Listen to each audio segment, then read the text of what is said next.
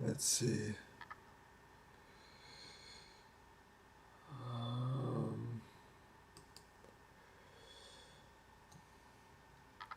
Okay.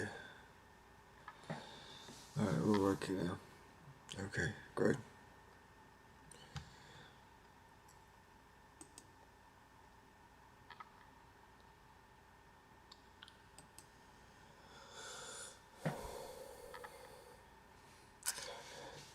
Because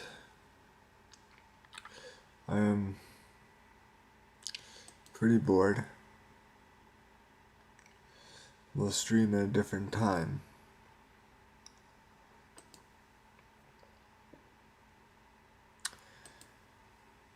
Today will be interesting.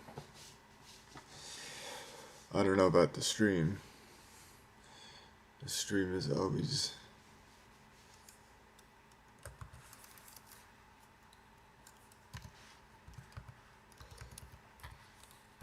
questionable.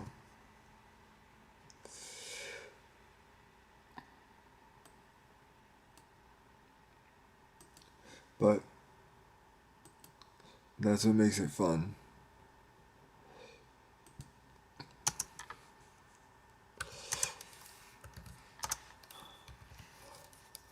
I don't like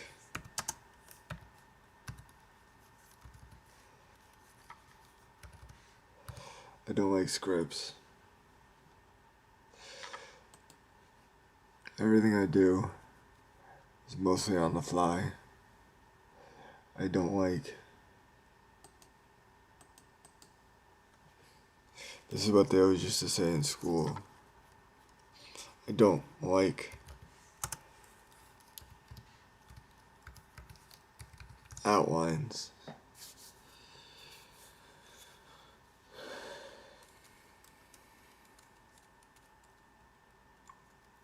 I always had a problem in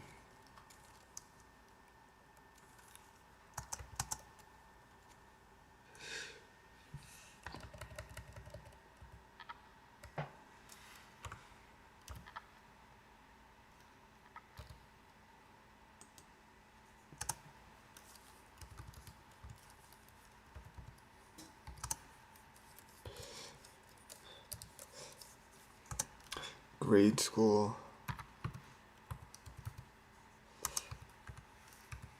with writing, because they always had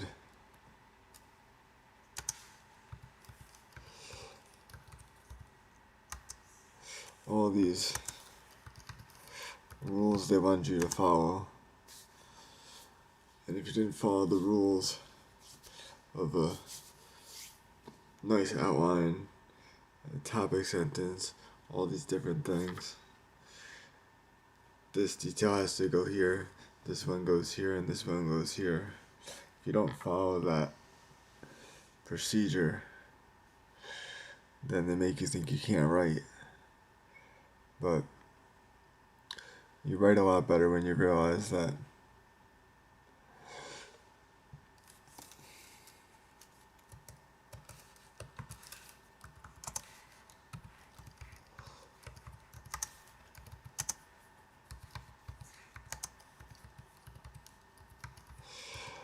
I think they don't teach it this way, as writing is just thought.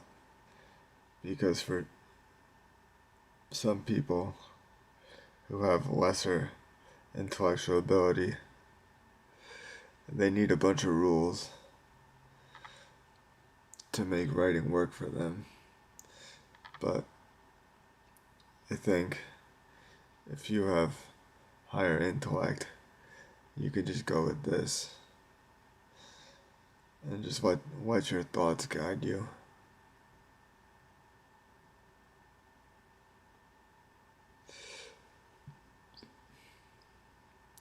Writing is also subjective. It's very subjective. I had one teacher in college who every exam we had was just a series of short answer questions, and regardless of what you wrote or regardless of what I wrote,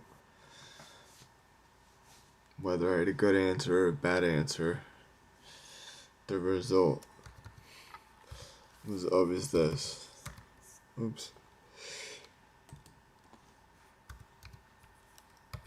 The result was always 3 of 5, no matter what. No matter what you did, that was always the answer.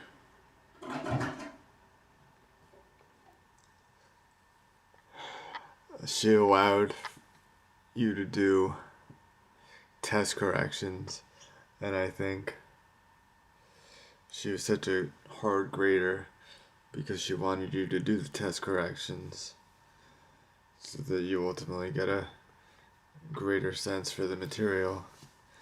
But there's this argument too.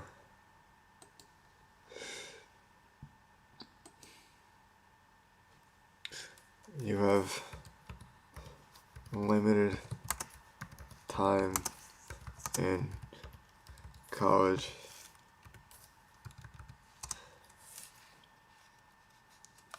And even less time if you have a disability. This is a big thing people don't really understand. So everyone is stressed in college if you try hard enough, right? But if you have a disability and you work slower than everybody else, you're going to end up burning through so many more hours than a normal person.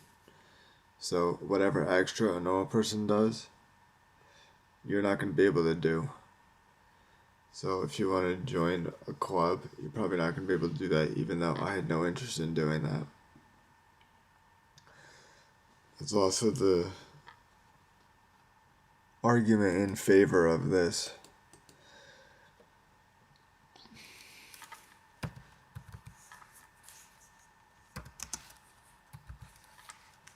Easy major versus a hard major, right? Now, if you're competitive and you want to challenge yourself and you have an ego, like I do, probably going to want to go with a hard major. That makes sense. However, there's an argument against this. If you have a disability and you're already strapped for time and you obviously have physical limits and pain tolerances that you can either push or not push, your best bet may be to go with an easy major so that even though you have to push harder than other people, you're not pushing as hard as you would in a harder major. Because, again, I don't care what people say. Not all majors are equal.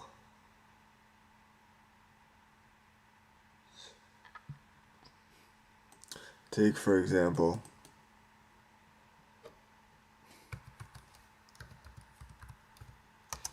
a science major, right?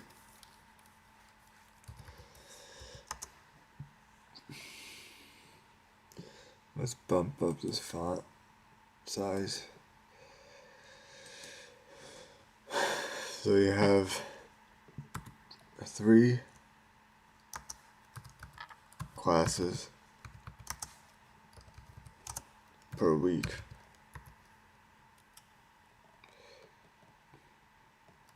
And then, so plus 1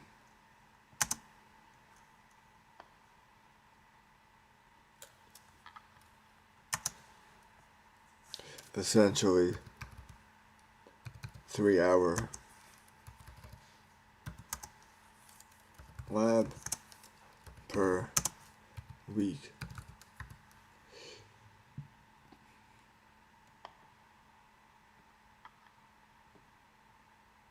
And this is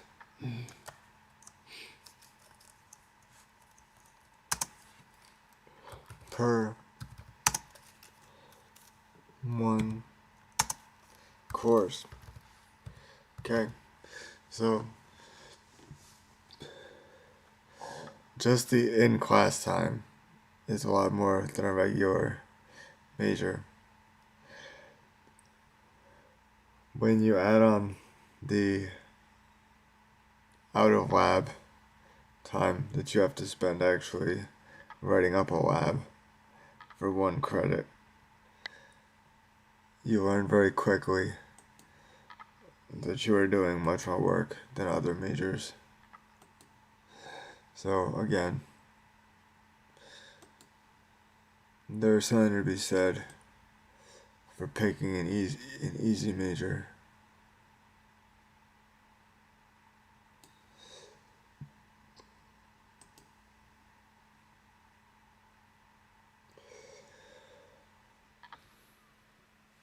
There's a reason why science majors within their discipline can have an average GPA of maybe like a B- or something.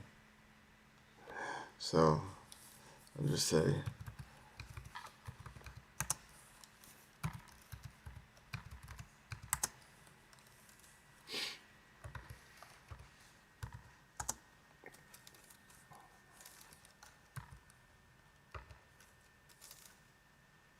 right, but then their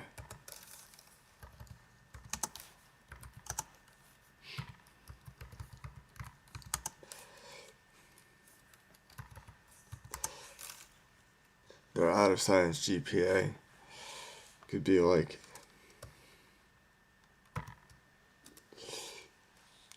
an A-. Do you think that's just coincidental? Or do you think that's because the non-science courses are a lot easier than the science courses? The science people are generally pretty dedicated, so they're going to do well in every course to the best of their ability, which means they're going to do really well in the out of science courses, unless they just take a class where they have absolutely no background. That's like a junior level course that they shouldn't be in. Then they probably won't stay in that course for that long.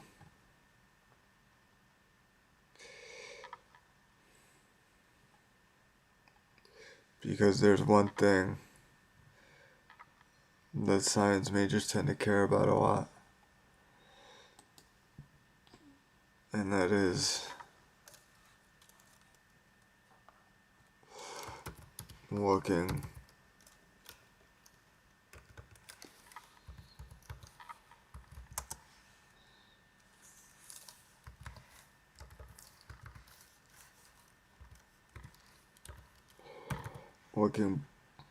bulletproof.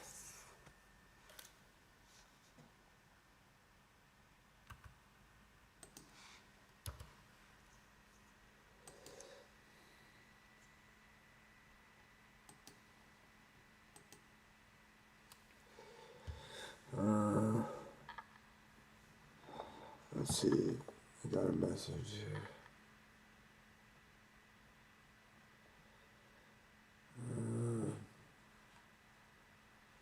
Goes away, that goes away. Okay.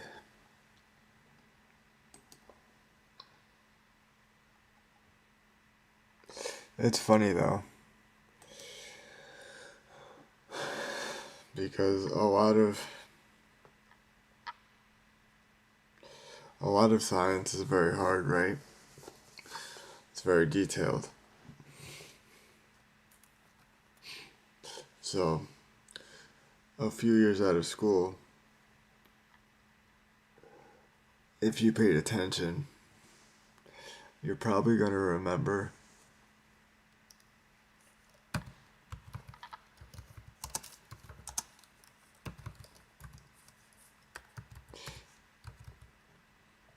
the things you learned in non-science courses more than the science courses.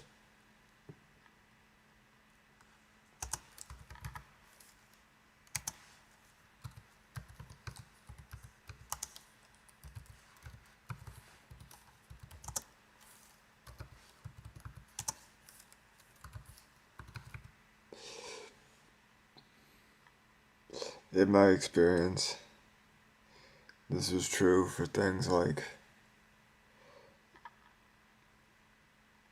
sociology and philosophy and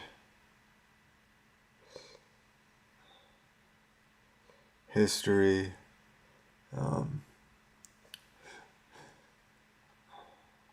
things like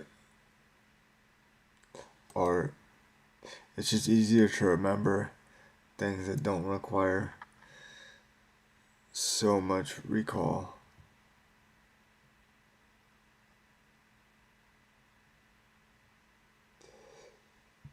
They're just different skill sets. Like, for example,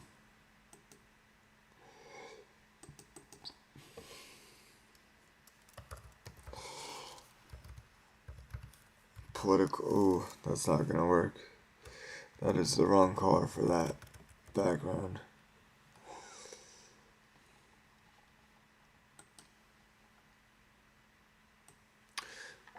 I wish there were more possible color, more possible colors, but it is what it is. So let's see. Political science has very little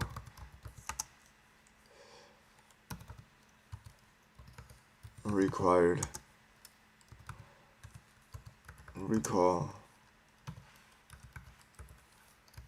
ability. It's mostly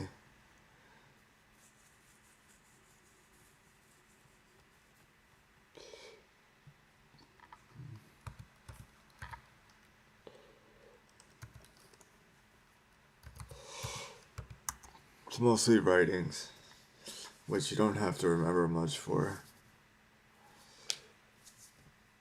I mean, again, there's memory for all things at the college level, but if we're comparing the relative required memories of science topics to other topics, things like political science are low on the scale. This is also true for this. Philosophy is very much like political science in that way. I think this is why you can more easily refer back to things like philosophy and political science much more so than your benthic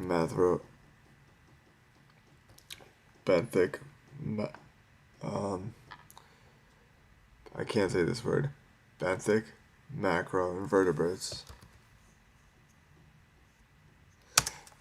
of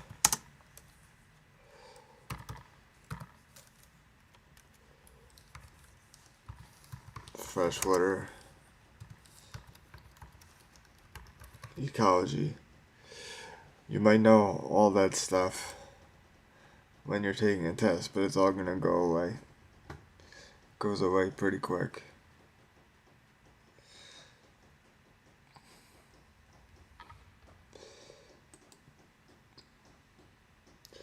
the mind is very good at getting rid of things you don't use anymore. This was interesting though. So, it's been a really bad winter. I haven't felt good at all. So I haven't done much aside from reading and YouTube and other streaming things. So in terms of exercising, it's essentially not happened outside of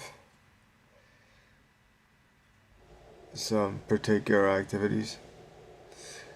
But I did try walking on the grass with no canes the other day, and I did it easily. So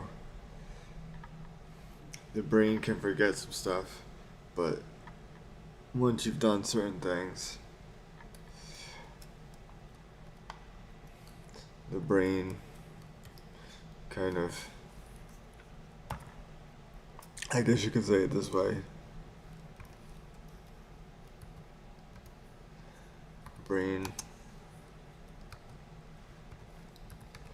etches in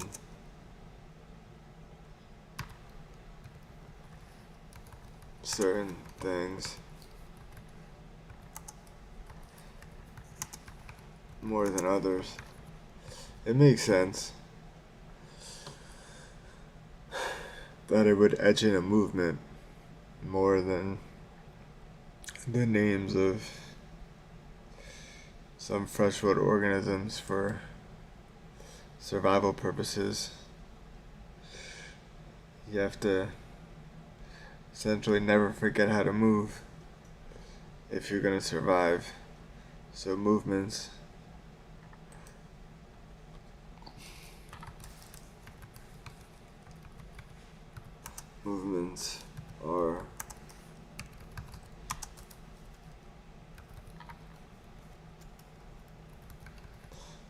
are high priority.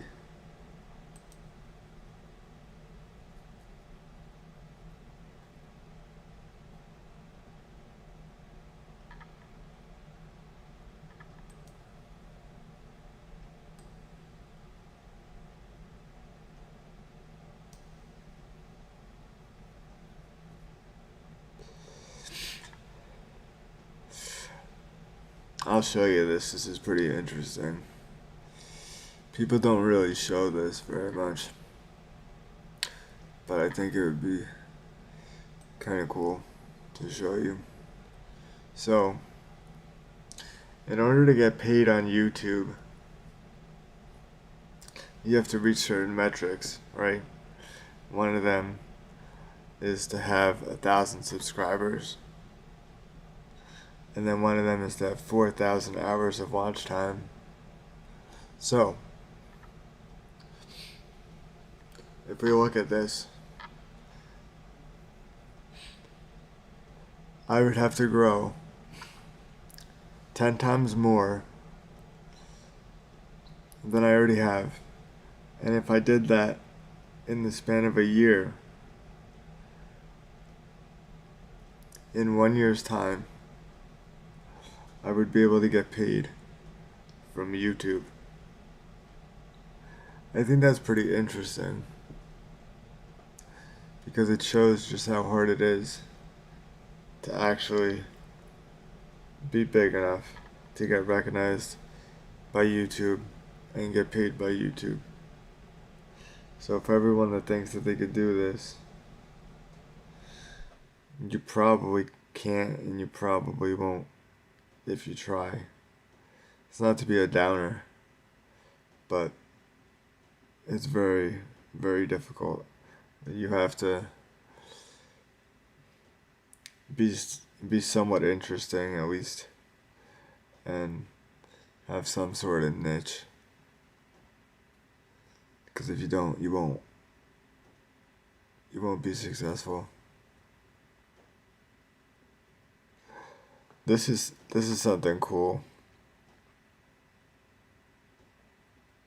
just to give you some perspective, because I don't think people have this perspective either. So this is your total number of views for the lifetime of your channel, right? But if we go to this content tab,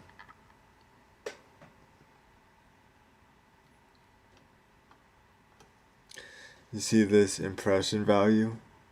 This is the number of times your channel has been recommended. So not everyone's channel is going to follow the same path and have the same pattern, but I feel like most can be said to have this pattern anyway. So for your 61,000 views, you need to be recommended around 600,000 times. So if we look at baseball, where you can be a Hall of Famer and fail 70% of the time, it's actually harder to be a YouTuber, because with YouTube, you're actually failing around 90% of the time. Maybe a little bit less if you're a YouTube person that gets paid by YouTube, but not much less. So a 90% failure rate, that's pretty noteworthy, and I don't think people really understand that.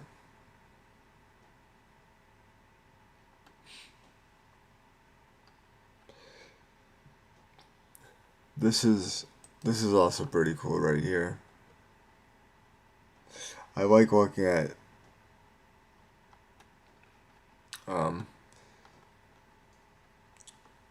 this information on a daily basis, just because it shows me a nice breakdown of things. I like looking at the geography tab. So if we look at watch time, because that's the only thing I care about. That's the only thing that matters on YouTube anyway, is the watch time. Views don't matter. Watch time is the only thing that matters. If we see this, there's only really, if you want to be generous, I'll say there's 2 countries that make up the watch time of my YouTube channel. It's the United States and India. Everyone else is very, very, very far down. It makes sense though, because the United States is very entertainment driven, and India is just a big country with a massive population. It's a shame that China doesn't really get a say in YouTube metrics. Actually, YouTube might be banned in China. I'm not even entirely sure. But this is also interesting here. If you go to the cities, this gives you a further breakdown. And this has always been the case. So stay on watch time. And Los Angeles is always the top for me. It never changes. It makes sense though. I've been to California a few times, and every time you go, everybody asks you what your story is.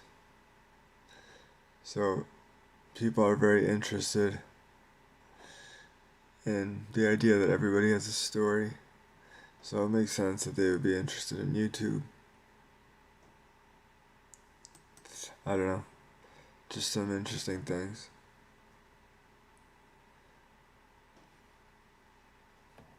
some interesting things to know.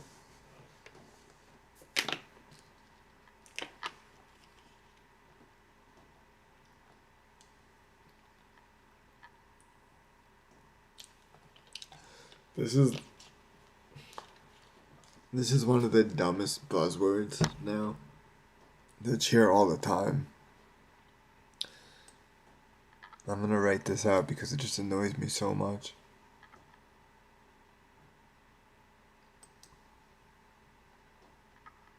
Here's a space. Let's pick a color.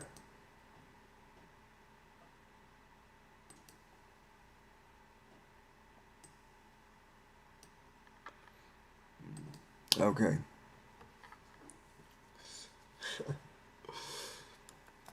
So here we go.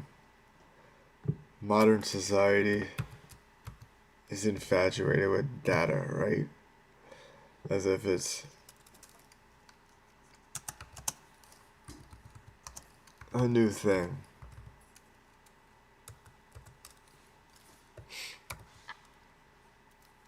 I hate this phrase.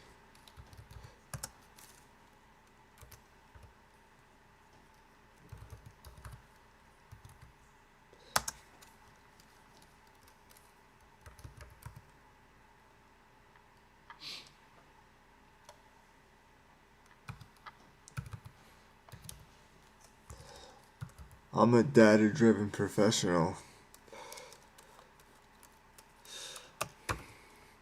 I make decisions based off data presented to me, as if that's a new idea. How do people think science and medicine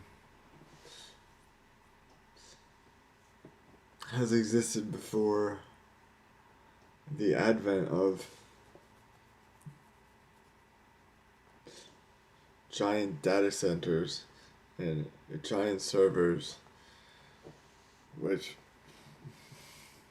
are able to run all these calculations and tell you how you should behave and what you should do?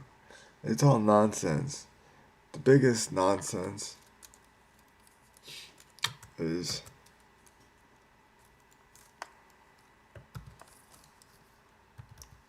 data, or I'll just say data analytics applied to the stock market.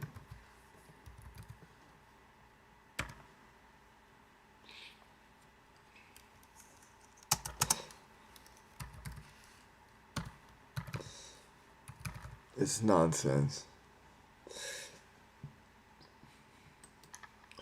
The only field where I give data analytics any respect is in the science field, obviously, and in actuarial activities, where you can look at huge numbers within a population and determine the likelihood of someone's end for essentially insurance purposes. Like, it amazes me that something like that exists. It just shows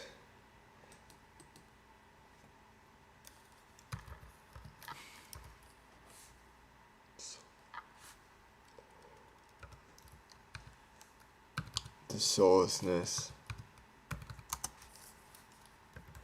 of economics. that's literally someone's job, is to determine the likelihood of something bad happening to somebody. But it is. And it's not even done for, I would argue, important purposes. I don't think, I mean, in the abstract, insurance is important. But for me personally, whether an insurance company makes money, I could not care any less about. I'm not gonna go as far as saying that insurance is a scam, but I will say insurance is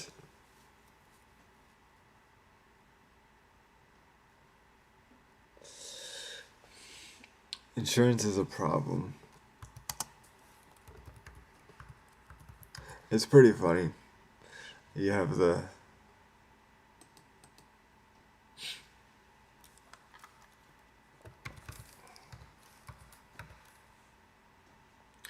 Trump, former Surgeon General,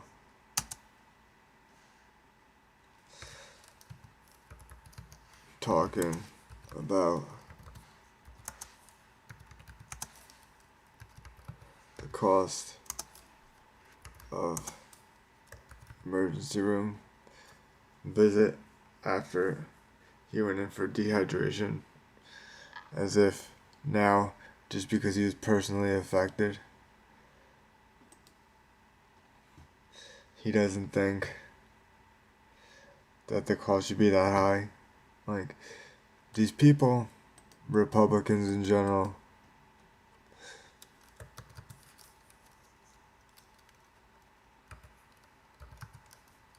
Republicans have trouble with abstraction. If they don't have personal experience with something, they can't think in that space.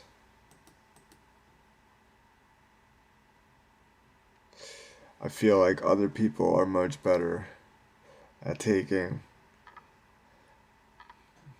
an idea that they don't have direct experience with and still engaging with that idea. That's probably, at some higher level, the reason there's so much disagreement between a Republican and a Democrat. It's because they're not operating at the same level of thought.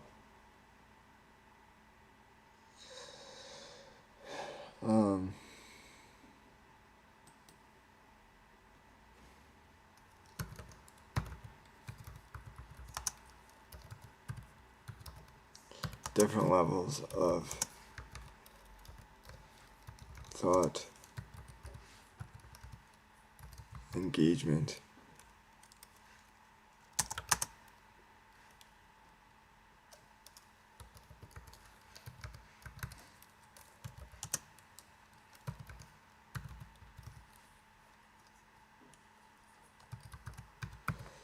I think that's pretty fair.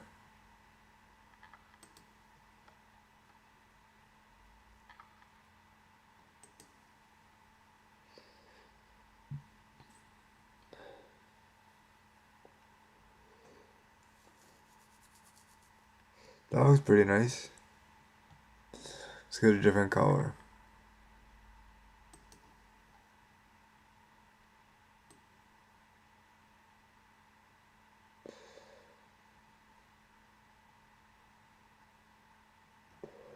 If this is dark red, what is this? It's also dark red. So it just wraps around.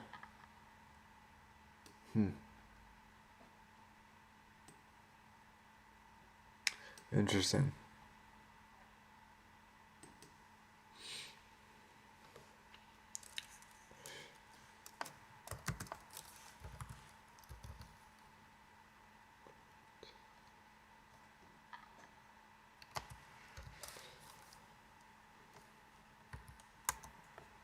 Continuum.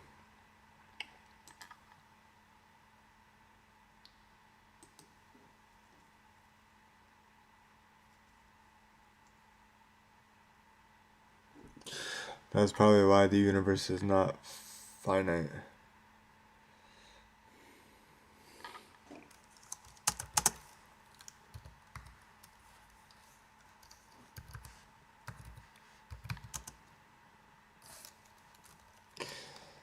Keyword there is probably.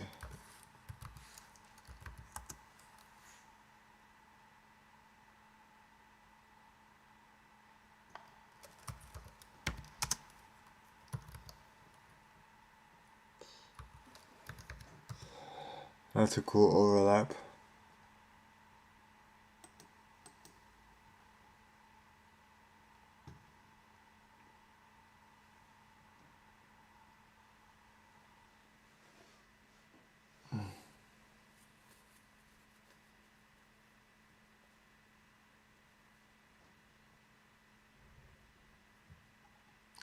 Let me see. No. It's another one.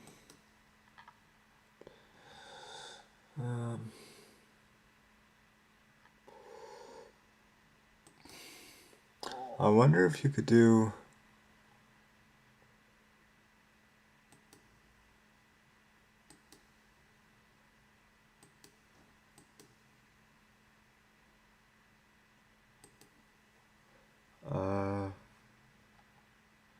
Let me see.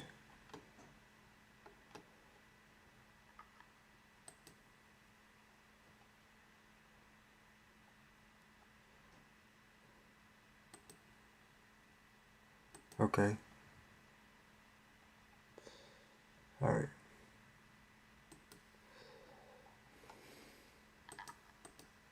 This is interesting.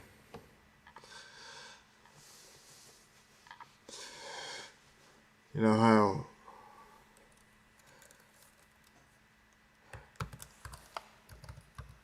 science is a process of revision? Well, it's also science allows for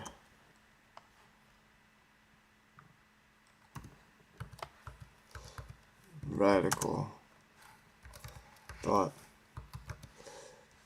One of these radical thoughts, this is gonna be, I'll put this over here. One of these radical thoughts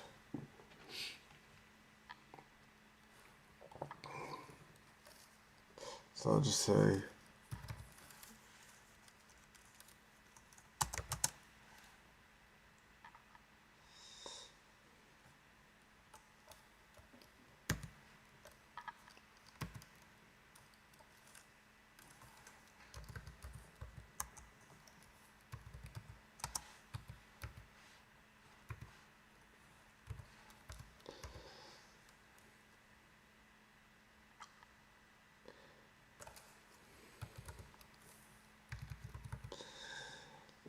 if you want to stop climate change, apparently one of the things you can do, theoretically, because there's going to be no real application of this, there's going to be no attempt to do this, is dry out the stratosphere.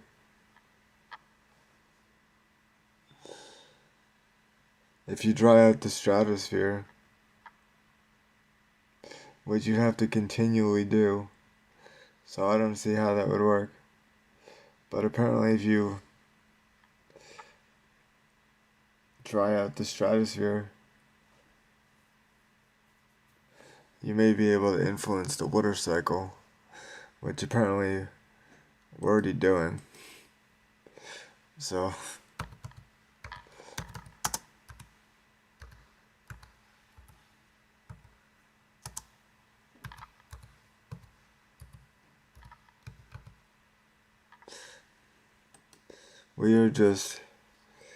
we are putting our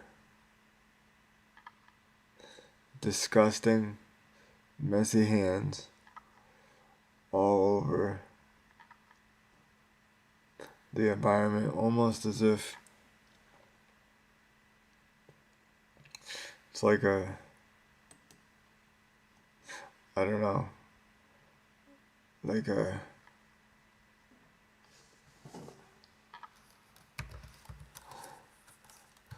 human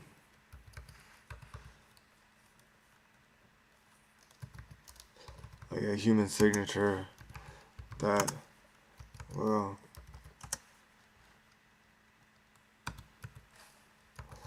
exist for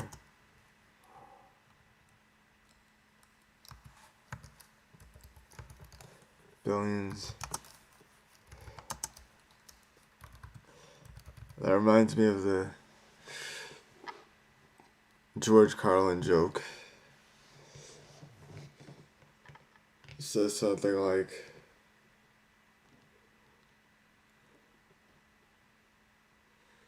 plastic is a problem.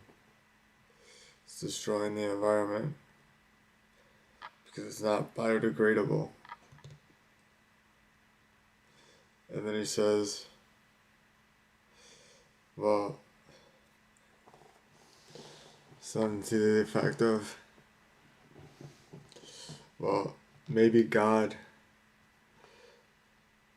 wanted us to create plastic and have it not be biodegradable. And maybe that's the purpose of life. The purpose of life.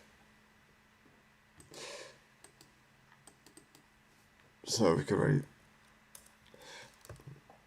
George Carlin.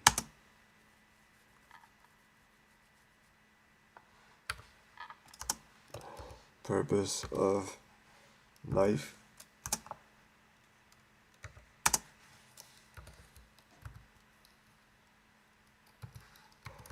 Plastic.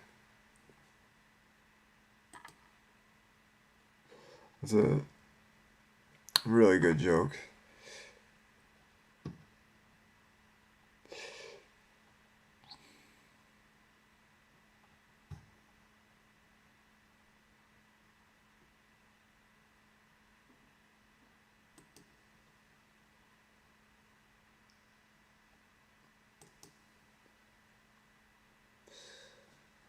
"48 minutes. Wow. That always runs pretty quick.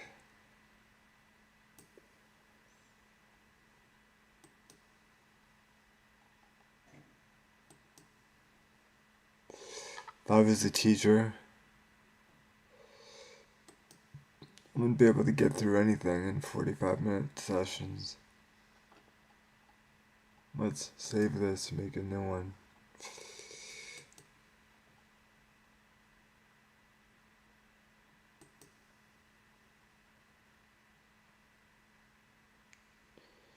Stream 4.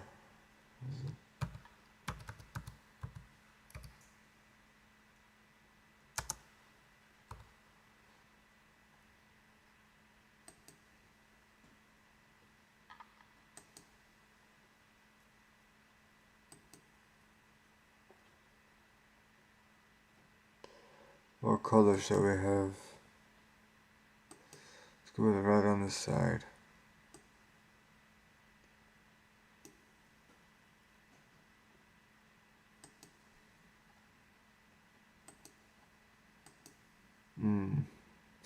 That's aggressive. Let's change that.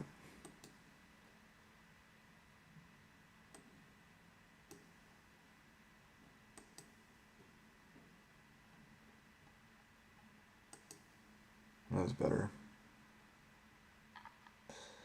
That's better. That's good.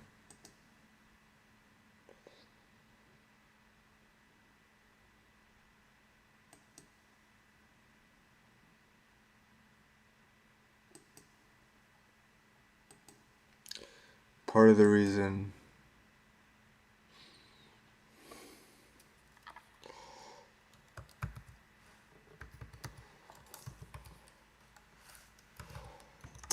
I'm streaming now is because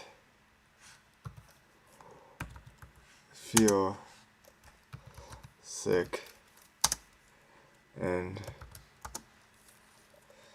later I will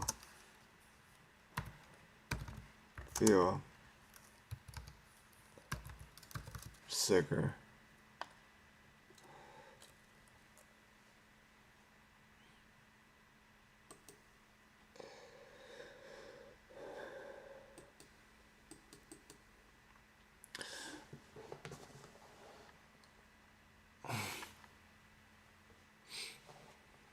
Hopefully it's March 5th now, so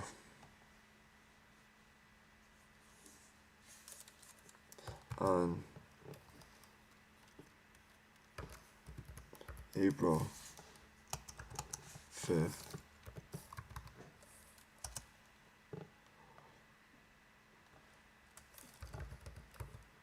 hopefully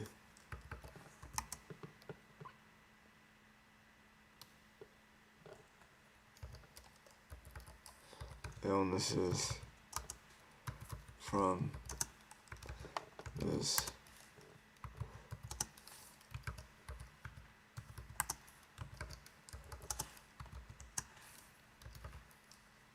it amazes me how people from the past used to live in the mid-Atlantic region. People always this annoys me.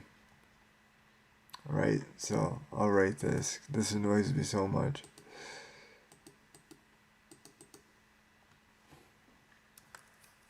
New York is not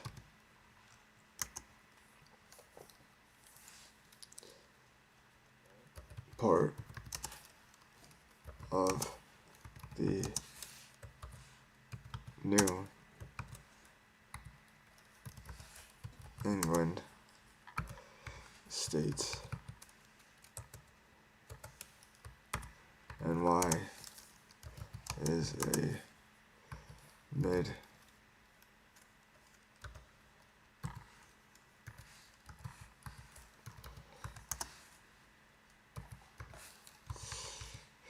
that's just like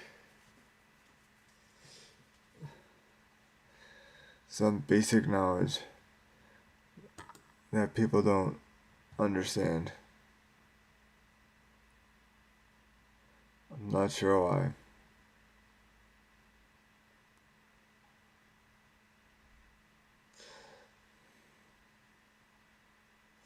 I'm curious if we can find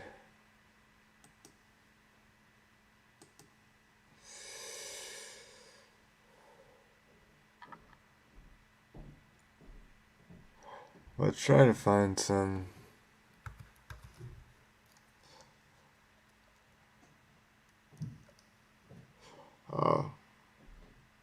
yeah, I guess so. Why not?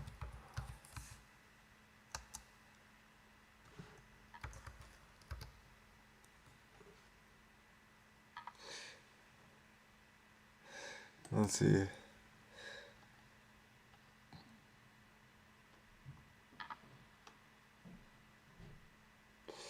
Hopefully this won't be copyrighted.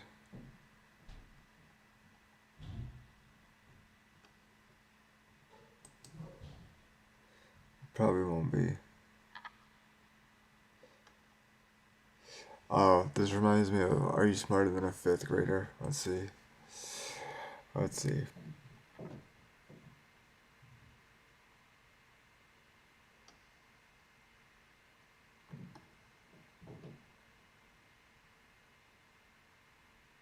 I don't know.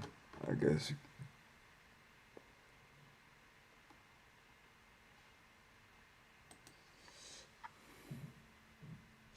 There's 20 questions here.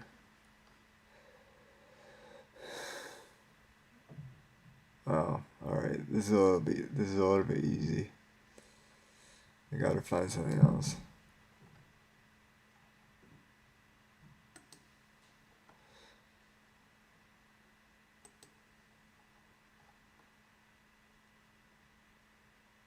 Yeah, we'll find something else.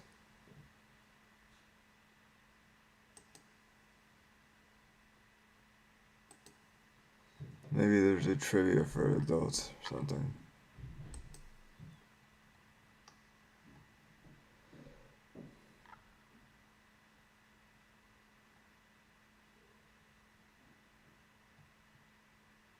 Yeah, okay. We'll find trivia for adults. How about that?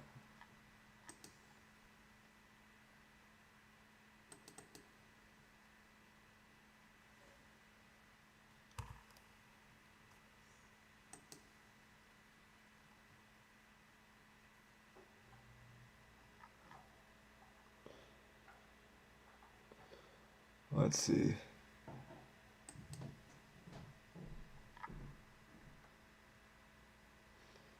If you can answer 50% of these science trivia questions correctly, probably not. That doesn't make you a genius.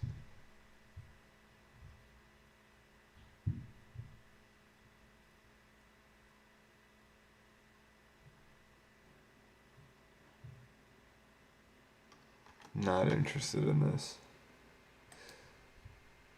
See how quickly I can come up with a judgment of these things. That's important. You know, personality types.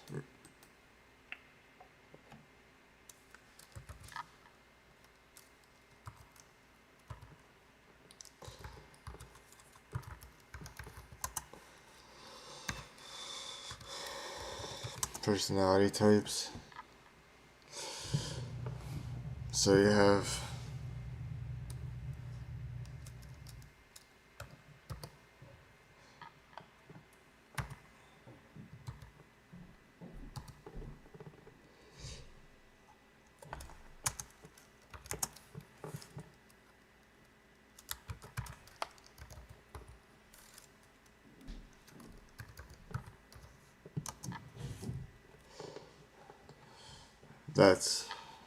that's what I am.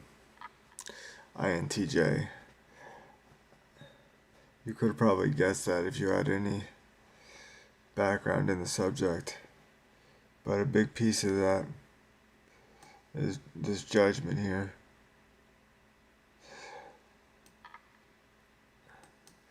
I make a lot of judgments, but most of the time they're well founded.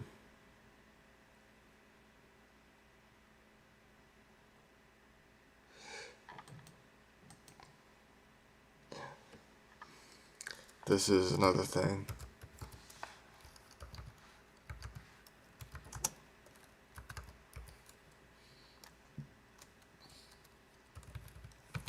So, I've taken 2 political compass tests, and they were both the same test, but taken at different times,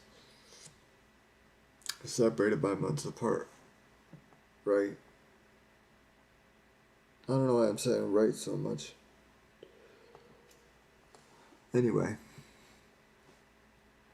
so each time I took the test, I fell into let me make sure I get this right. because I wanna do it justice.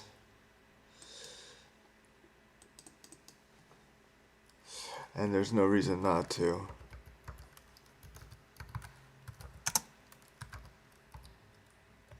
With the internet. Okay, so I'm not gonna take the whole test. I just want to see this piece of it here and not this ad. You like how they do that, right? They just stuck that in there.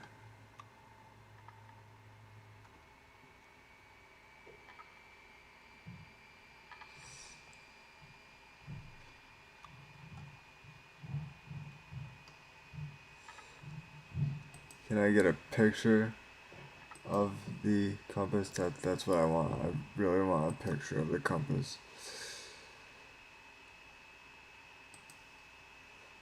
Oh, here we go.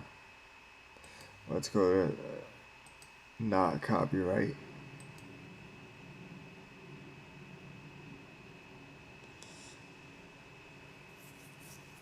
Okay. So this is where I fall. Fall in this green zone. This is almost exactly where I fall, except I fall a little bit more over here. So this is the libertarian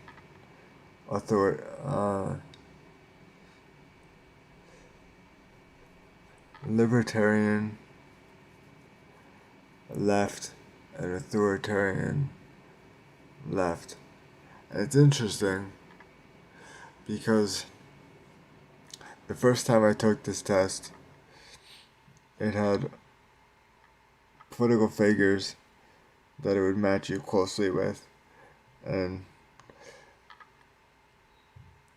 I was very closely aligned with. See, you can see it here. At least one of them. One of the people I was closely aligned with was Gandhi, but then there was another person that was, I think, further over here and maybe up a little bit or down a little bit. I forget if I was more up or down. But the person I was mostly associated with was Nelson Mandela for one test, so we can write that.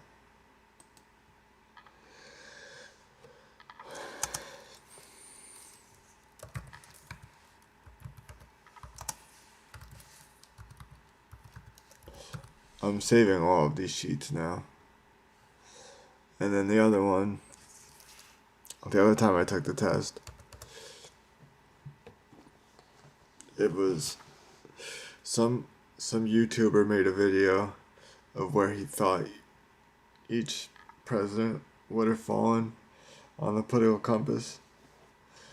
And it was pretty interesting because based off his reasoning, which was pretty solid, I think, from my limited history understanding anyway, was that there are only about 3 or 4 presidents who fall within that quarter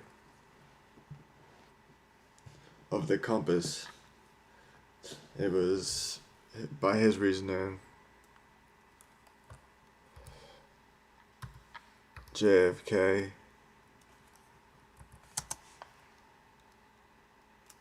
Obama,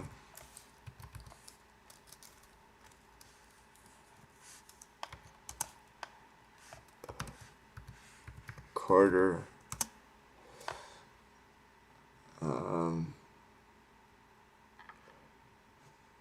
I believe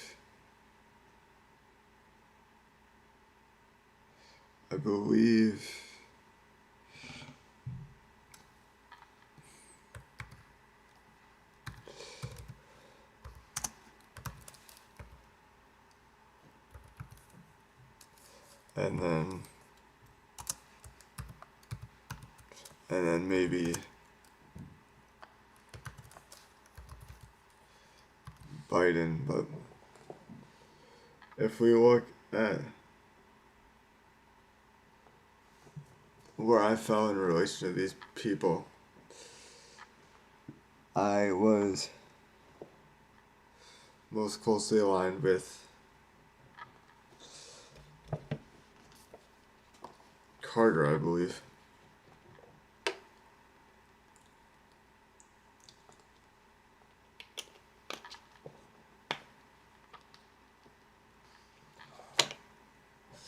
I don't know. It's pretty interesting stuff. I think there were other quizzes there too, weren't there? I'll have to look. What's this one?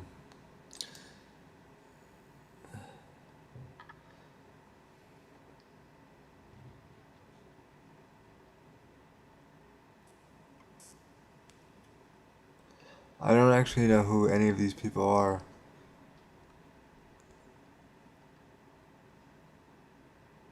Oh, well, yeah, I don't know any of the red.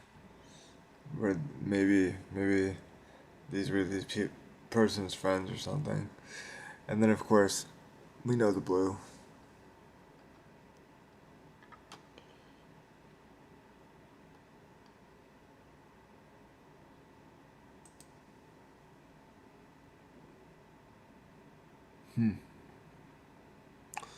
Interesting.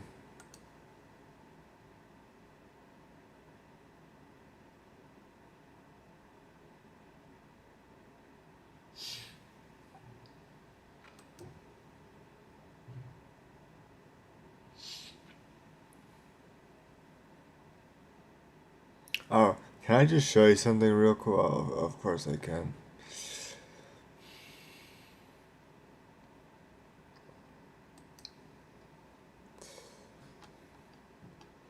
YouTube has a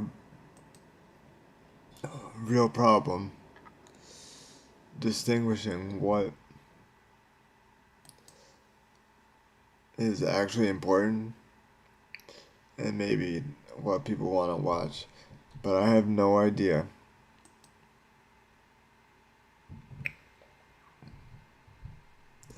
why this stupid video right here, this cerebral palsy and ocean swimming video, which is no different than all the other ones, all the other ocean swimming videos, has been recommended 26,000 times. I have so many important videos on here that hardly get any recognition, and yet so many important philosophy videos, important cerebral palsy videos,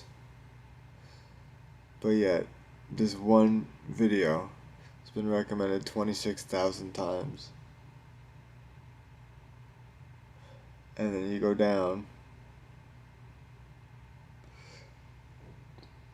8,000 times. This third one right here is very important. So that is an appropriate standing right there, I would say.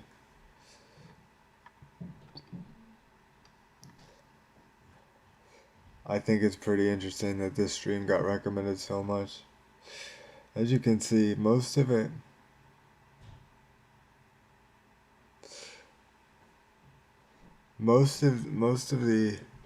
videos that got recommended the most highly are not really important videos. Really important videos, I guess everyone's version of really important is going to be different. But I guess the really important videos are just too niche to get recommended a lot. But that doesn't mean they're not really important.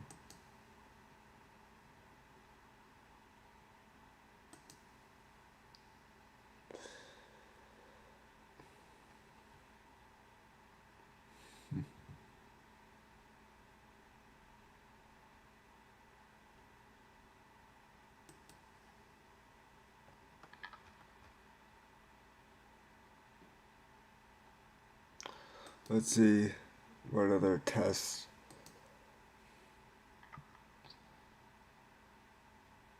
there were here that I saw in passing.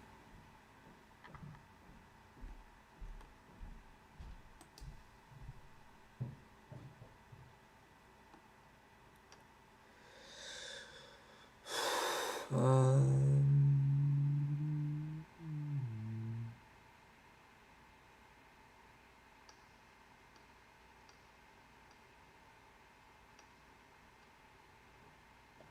oh, you know what would be interesting?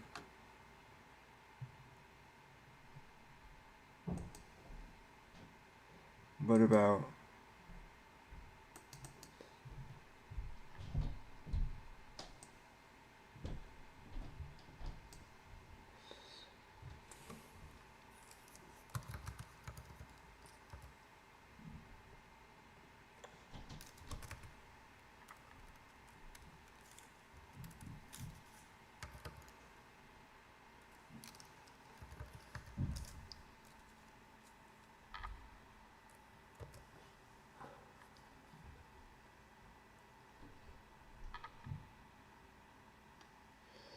'What is sociology compass? Uh,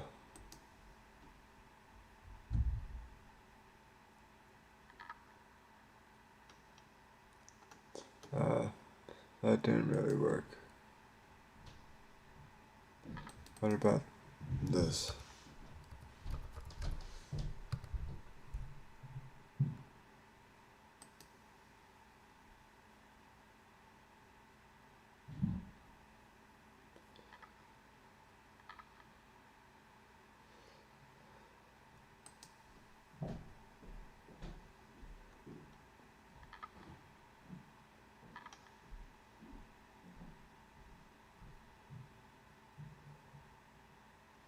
$60 questions.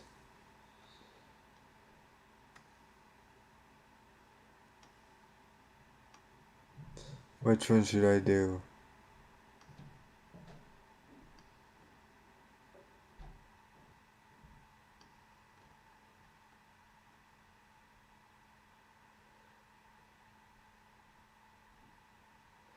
Let's go with this one.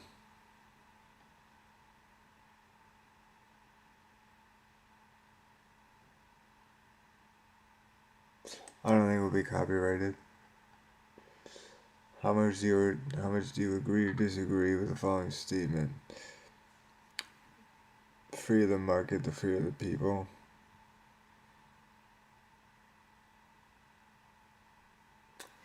Um,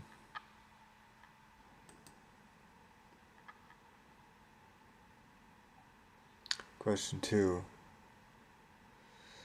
Self-sufficiency is vital to any economy. No. The government continuing to intervene in the economy will eventually lead to tyranny. No. Providing national basic income is a realistic and desirable goal. It's not realistic.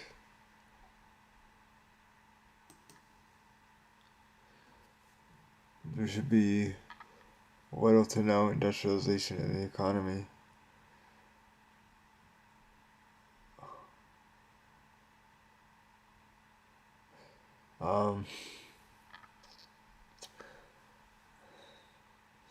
Yes and no.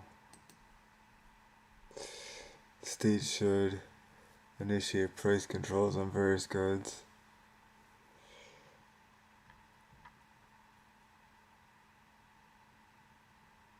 Yeah. A progressive income tax is good for the economy.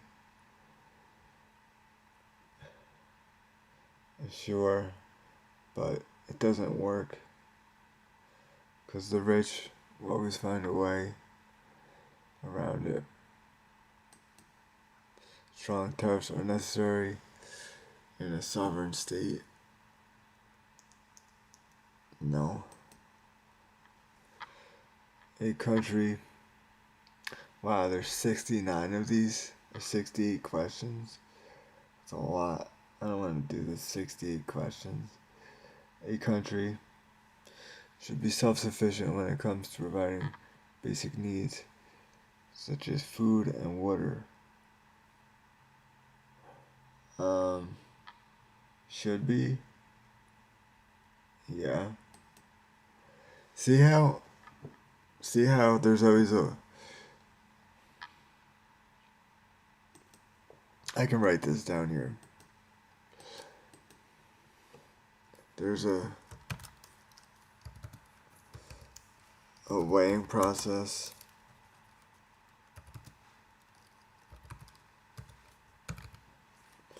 and again, favorite word here.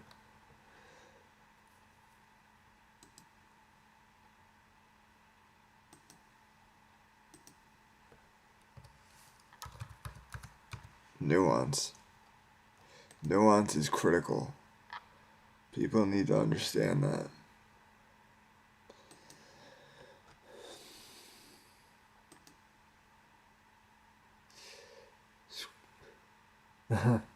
How you doing? As always. You should almost be done.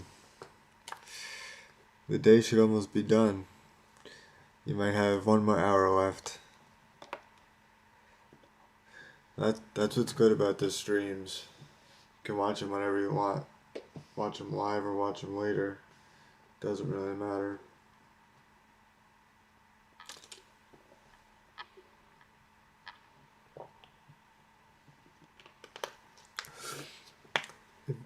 If anyone ever writes anything, I'll probably see it like 20 minutes later because I don't check very much. I'm a bad streamer.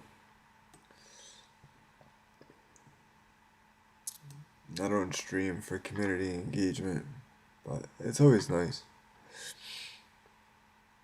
Alright. Okay.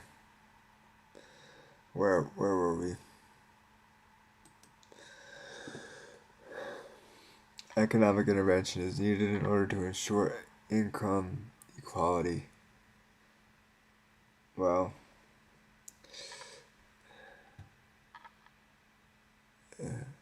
yeah, but you're not going to get there anyway.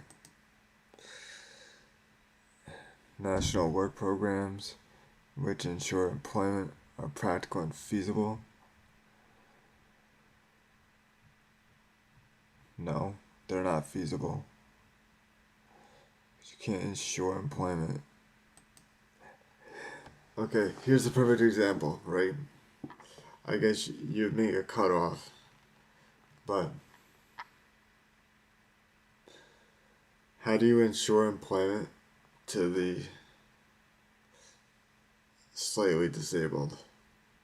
Like, even notice how I cut that off and put the qualifier of slightly. See, I'll even write that down. Goes with my nuance.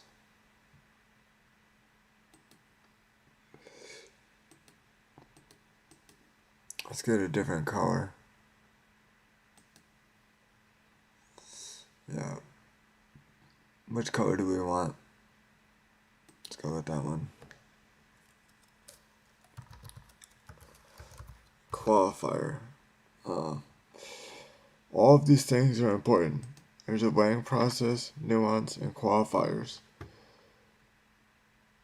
Oh, this is also one thing I wanted to talk about. Okay.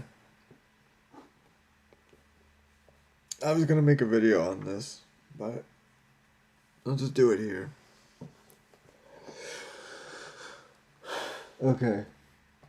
So I was watching some political people do an interview with some Trump supporters. And actually, you know what? Was it that? Or was it... No, I'm thinking of something else. I was watching Lex Friedman, who's okay, and Tucker Carlson, who's not okay. Anyway, and they were talking about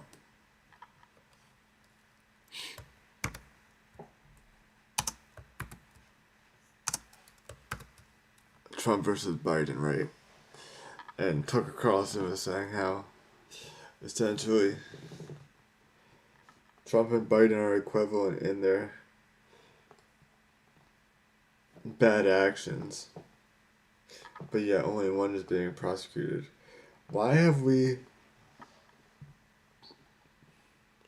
have so lowered the bar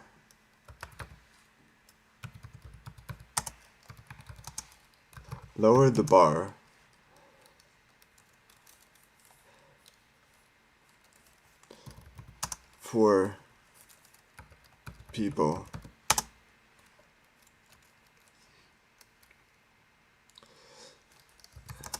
in thinking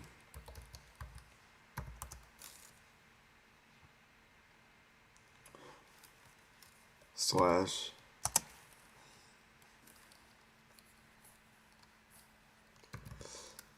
thought critique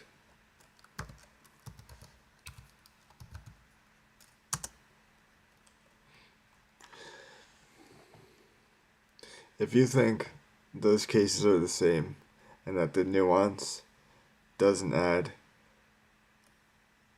significant differences or provide the ability for one case for charges to be brought and then for 91 charges to be brought and then the other to be, oh, he's just kind of an idiot who doesn't really understand the world anymore. But that's not a crime. If you can't understand the major differences that make those two people different, then you're part of the lowering of the bar. And that's not cool. Joe Biden is not great. He actually, if you look at his approval rating, which is pretty funny, people will say he's the worst president, worse than Trump, right? But I made a post about this. People have no long-term care, okay? They only care about a month out. But if you actually are being intellectually honest, there was no way, no mathematical way, for Biden to be worse than Trump. Considering that for the first 3 years of his presidency, Biden had a higher approval rating. So if you have one off year doesn't erase 3 years of you being ahead. That's not how it works. So, I don't know. I'll just write this out. 3 years is greater than 1. So, in conclusion, Trump is still the worst president that we've had since they started tracking approval ratings since Truman.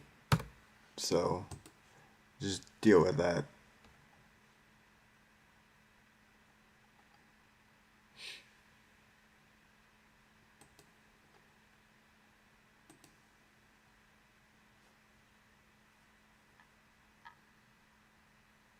Let's see.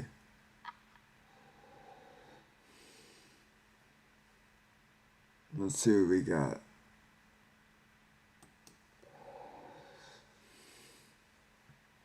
I guess we can go back to... Yeah, I guess we can go back to this. The economy should be based around agricultural and natural resources.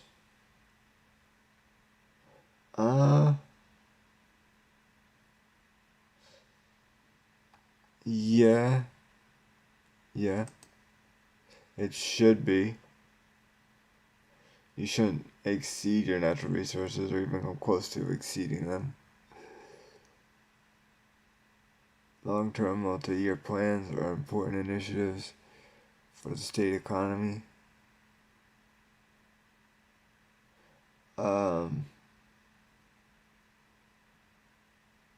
No, I don't think so. They don't have to be long. See, the wording they use, like have and must, those are strong words. So then you always fall back. Luxury goods should be highly taxed. No, I don't. Goods produced within the country should receive subsidies to help them outcompete foreign goods. I mean, if you want to, sure. There should exist self-sufficient local cooperatives within the economy.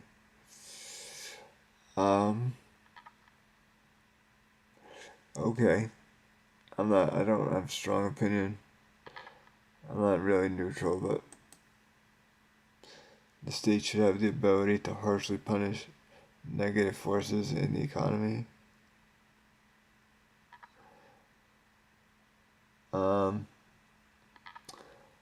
Well, define a negative force.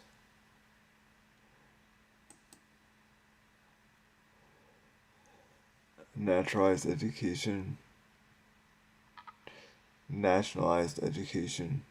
healthcare systems are of great importance in a strong society. I do not think that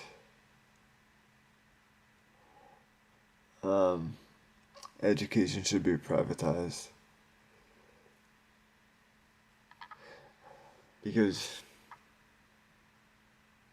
yeah, I think it needs to be more standardized. Because then colleges need a way of measuring students pre-acceptance. The best way to do that is to have a standardized test.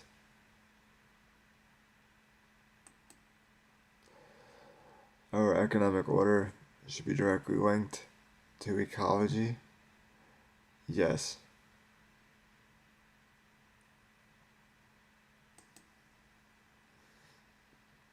It is best if the state's economic policies are flexible and can be changed to suit the current situation. Yes. Corporate taxes should be increased. Yes. The issuing of national patents is good for the economy. Yeah.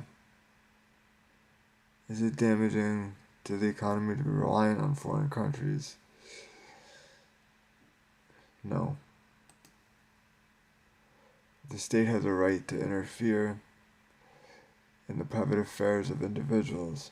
Oh, the state has no right to interfere in the private affairs of individuals. Well, are they doing something harmful or not?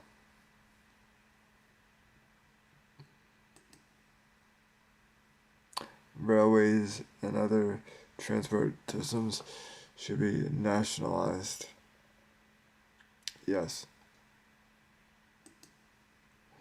Nations are better off having an organic economy that is tied to nature. Yes.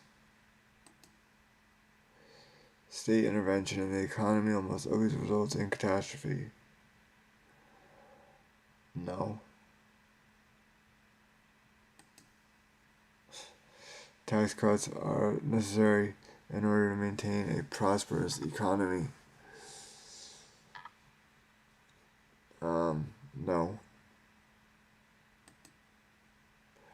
trade restrictions and import taxes are good.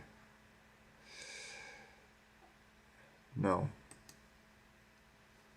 Small scale free initiatives should be promoted within the country.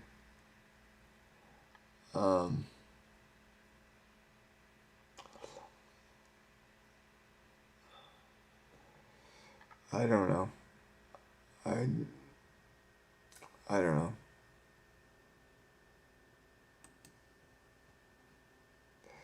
A planned economy is best. No. Is it better to have a nationalized banking system? I don't think it matters.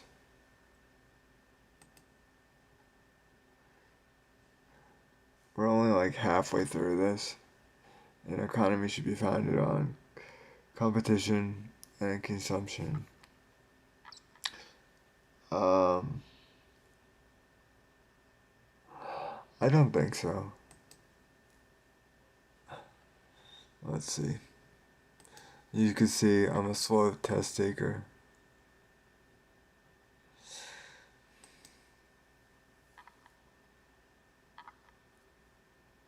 You can see also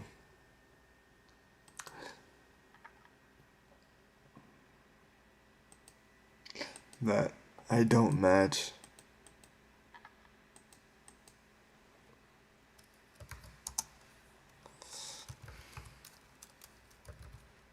I don't.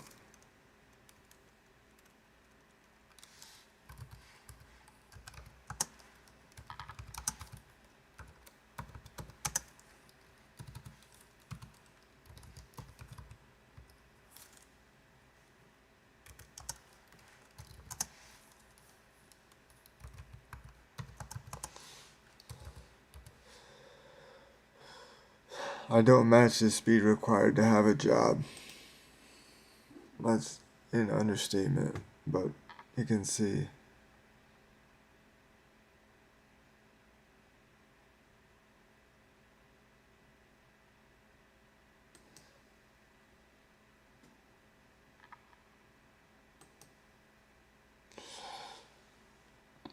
How much do you agree or disagree with the thought? Okay.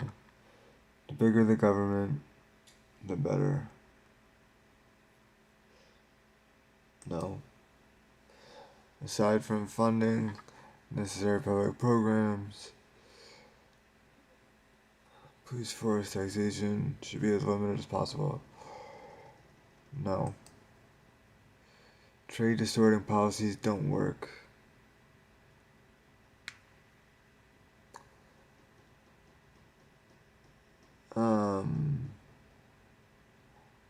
Yeah.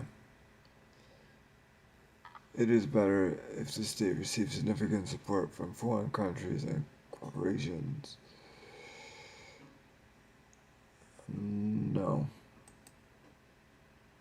It is better if the private businesses are left to their own devices.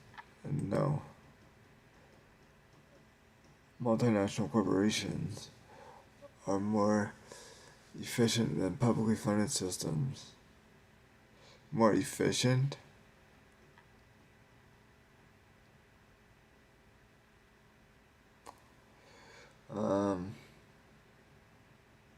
Sure, they're efficient, more efficient, but what are their goals?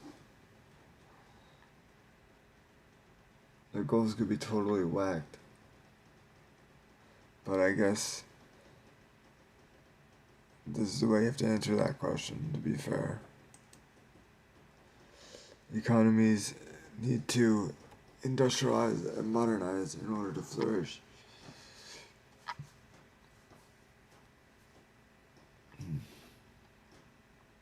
Yeah, that's true.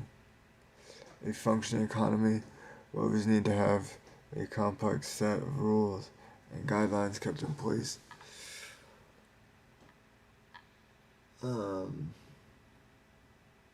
Yeah, because people will try to cheat it.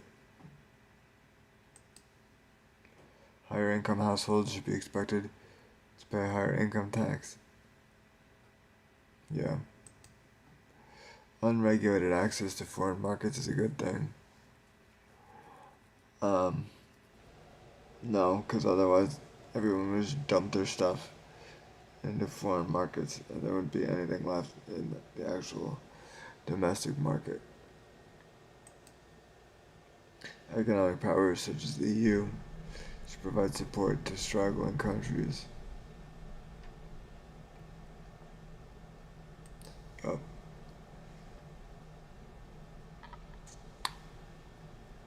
Every intervention in the economy is a political threat, is a potential threat to individual liberty. I mean, yeah, but so what? Foreign businesses should be encouraged to reside wherever they like.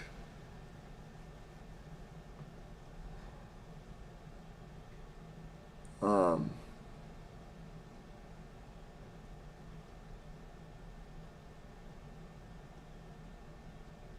no,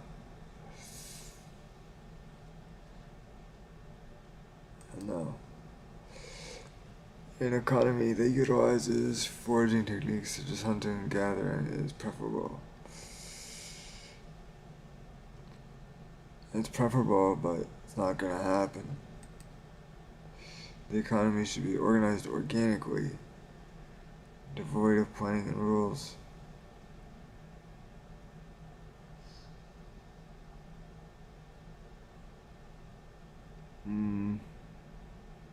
No.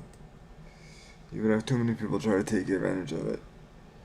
We should increase taxes so that we can fund social systems.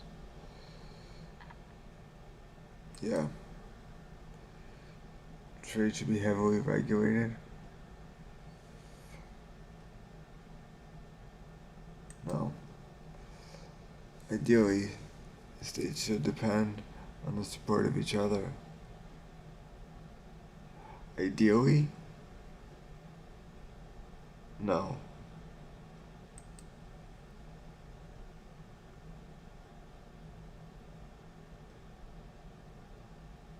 Satirist?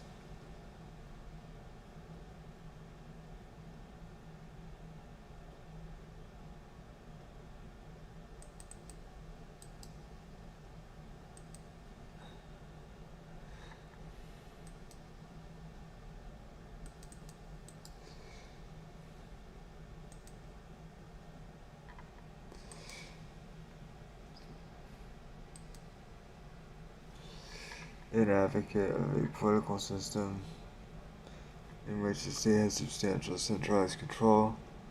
Oh, statist. Sorry. Yeah.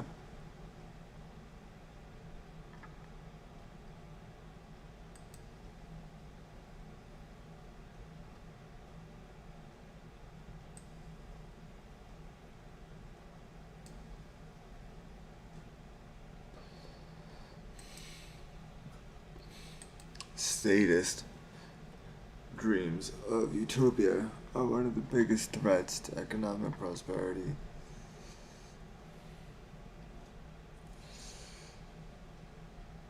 No. We're better off with a modern globalized economy. Um, uh,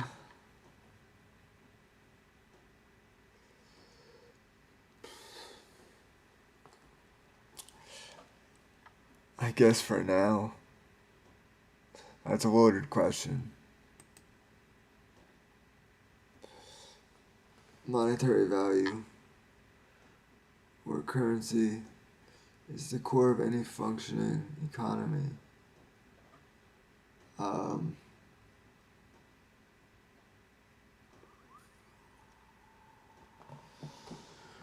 I disagree. I disagree. Let's see.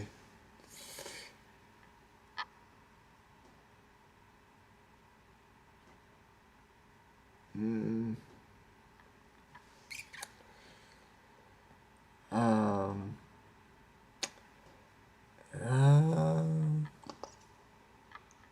Actually, it might be.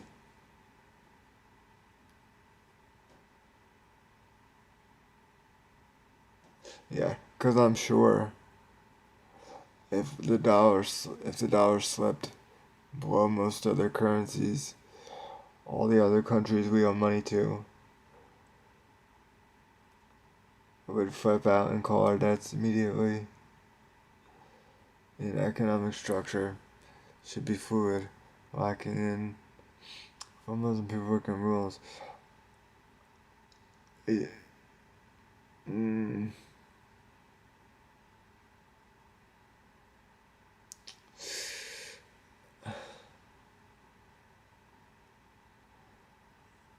Mm.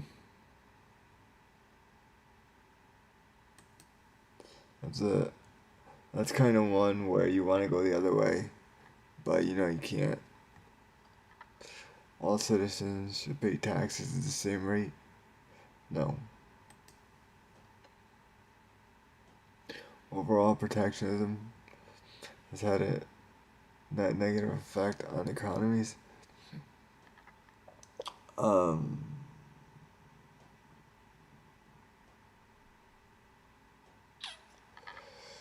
um,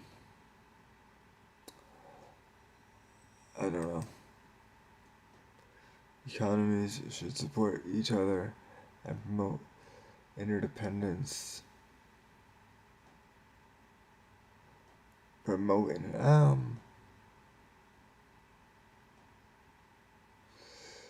Should they? Yeah. The economy should obey the state, never the other way around.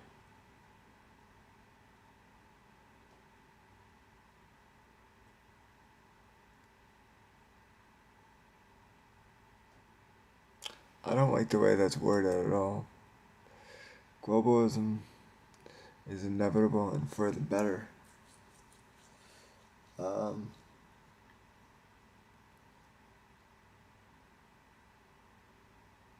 it's inevitable. I don't know if it's for the better.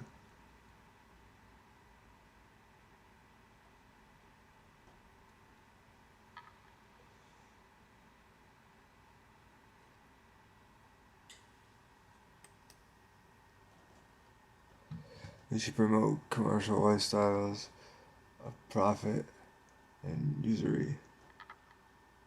No, absolutely not.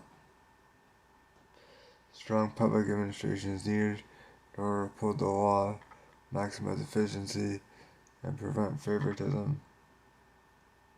Well, I think two of these three things doesn't do.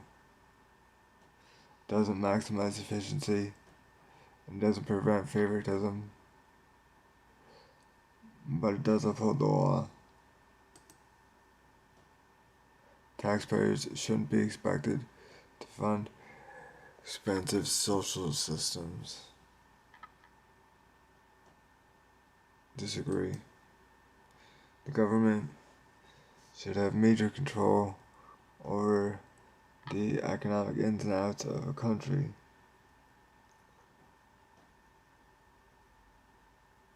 Um, should, yeah. For an economy to function, the state needs to have significant control over it.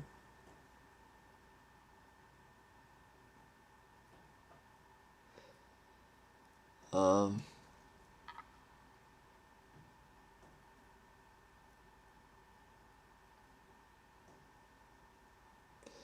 Probably.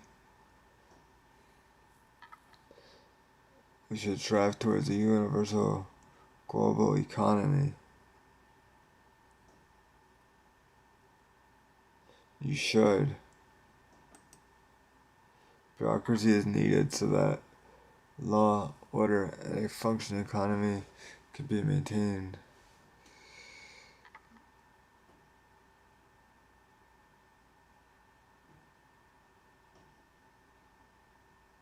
Yeah.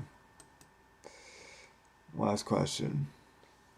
Specialized teams should run different aspects of the economy as opposed to a single bureaucratic body. Yeah.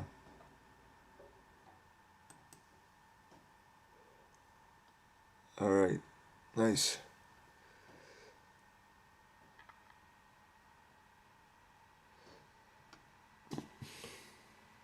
Let's see if I agree. Free trade, yeah. Interdependence versus. Okay. I have to look that up. I don't know what this is. Is this. That's a new word. I don't know.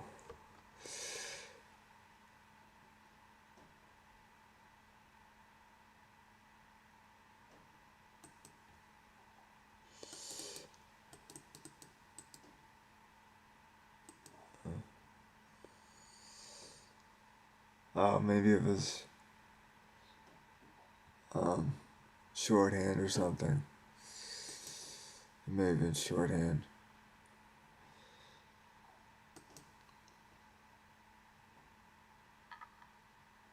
Hmm.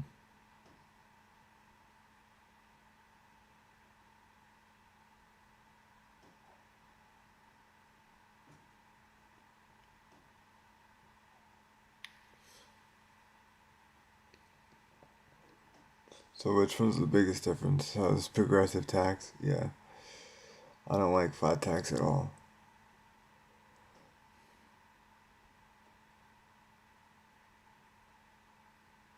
Yeah.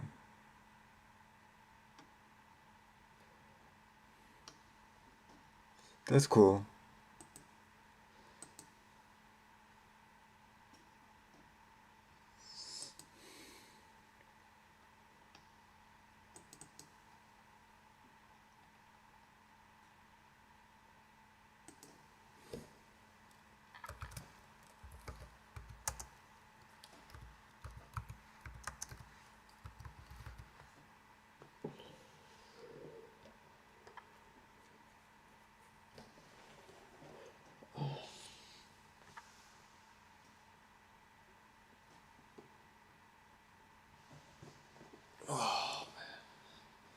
You know, it was so annoying taking tests in college, and then some professors, for whatever reason, wouldn't allow me to type essays out. So you have to handwrite them, and not only, I imagine they can't even read the writing, but it's so much more work to write something out than it is just to type it.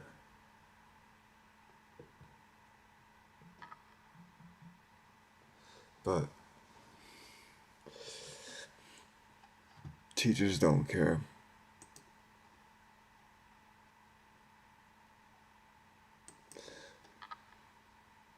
See, that was only supposed to take 12 minutes. That didn't take 12 minutes.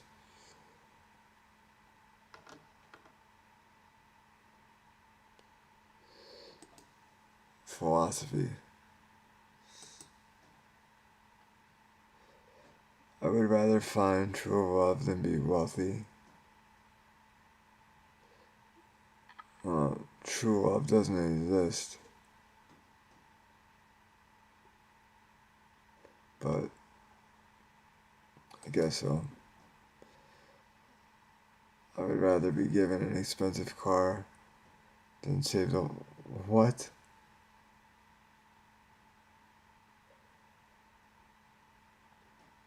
This is insane.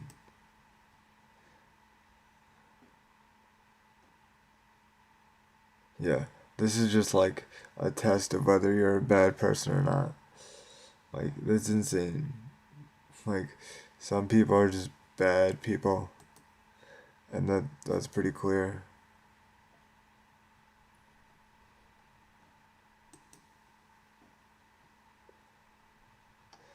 Yeah, I don't even think I'm gonna continue that one. Those are just ridiculous questions. if you have to think about those questions or you give them any value.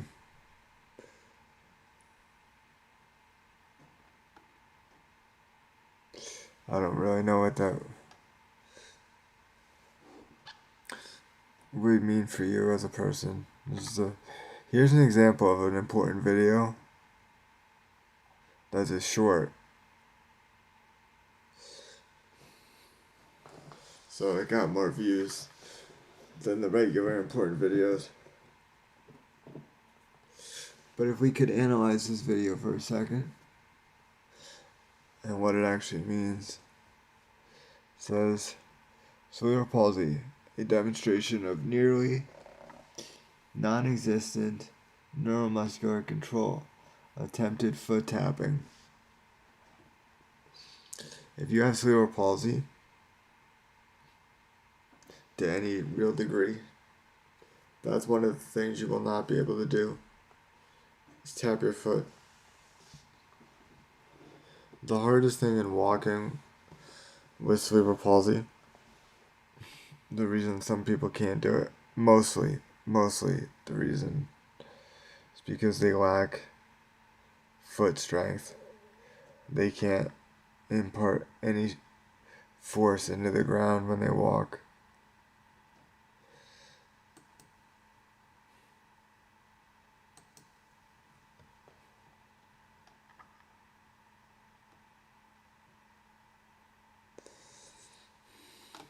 Yeah, that's a really important video. That's actually one of my most important videos. It should get way more views. How many views did that have? 157. It should have 11,000 views. Not 157.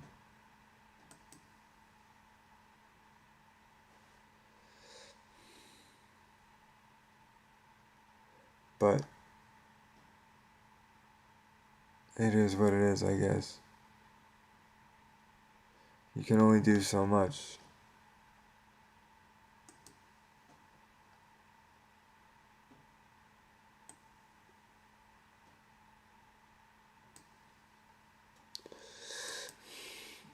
Let's see if these get any better. I would rather receive money than gifts.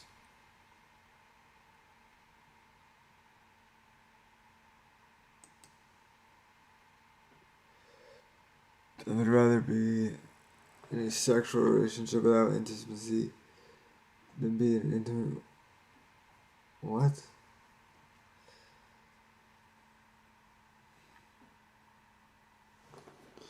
I would rather be in a sexual relationship without intimacy than be...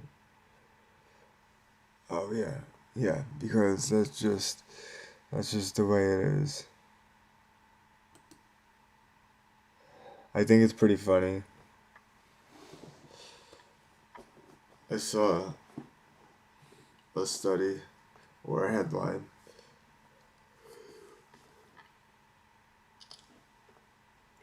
today from an article that was posted like a week ago or something, and it said 1 in 6, which is 16.7% of people that responded to the study, and the response to the study were people aged like 16 to 29 or something like that, and they were males, and it said 16.7% of them said that feminism has done more harm than good. I'm actually kind of surprised that number's not higher.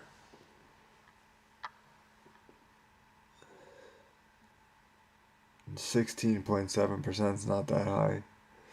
I thought that number would be higher. There is no inherent meaning to life.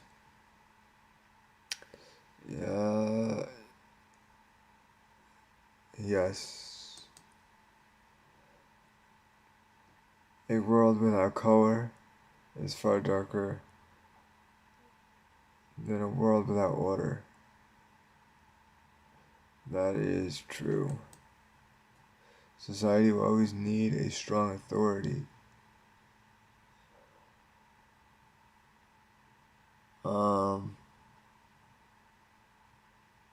Yes, I believe in some form of spiritual afterlife. Um,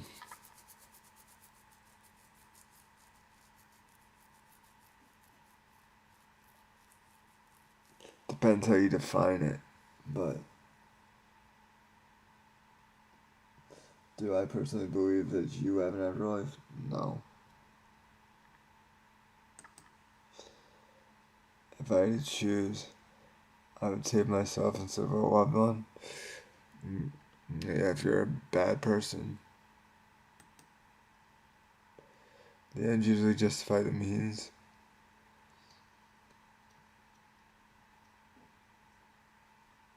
No. I would rather live a life of personal pleasure than settle down and have children. Yeah, life is suffering and fundamentally meaningless. I don't know if it's fundamentally meaningless.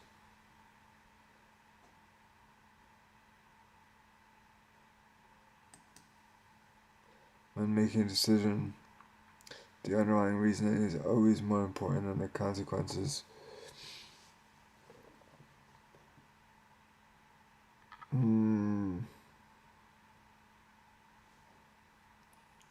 Yeah, she can't control the consequences. Extraordinary claims require extraordinary evidence. Well, that's just obvious. There is more to the world than than mere material. Sure, there's thought. Unless you're gonna say thought is material. But I don't think that they're doing that in this case. Although, actually, they probably are. So I disagree. Most people are inherently selfish. Most? No. I think some. We should strive towards a utopian society. You should. Sometimes we must suffer in the present so that we can have a better.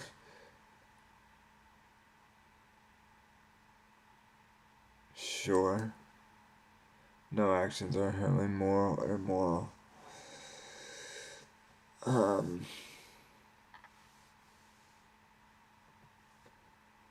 Well, it's a sliding scale. So inherently,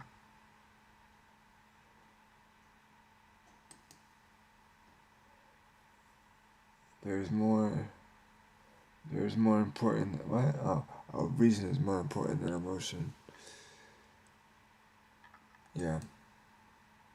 Is this selfish? Is it foolish to believe a claim if there is no evidence to back it up? Yeah. My mental well-being is more important to me than material possessions.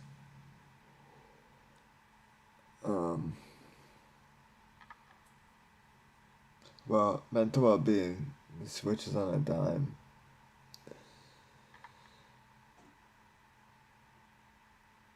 Material possessions, I'm going to say no. Selflessness is a virtue. Selflessness is a virtue. Yeah. Our society is fundamentally flawed and in need of radical reform. Yeah, we're killing the planet.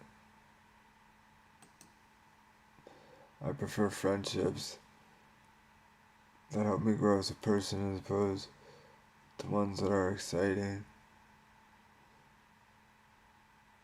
Well, I mean, just because you have one and not the other, I don't know if you prefer it that way, but I guess so. There's an underlying morality in everything that we do.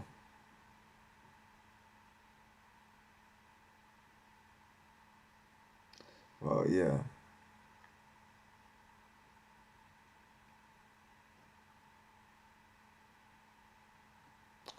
You could have a lack of morality, but so I'm gonna go with that. Without music, life would be a mistake. Um, I don't know. I don't like the way that's phrased. There exists an omniscient, omnipotent, and absolute being. No. No. Consciousness is immaterial. No.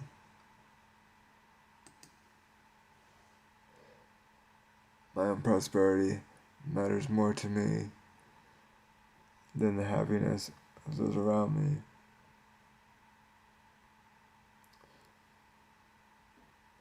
No.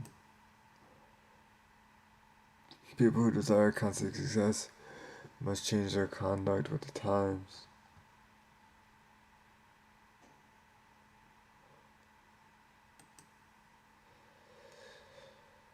It is virtuous to live a simple life without an abundance of physical comforts.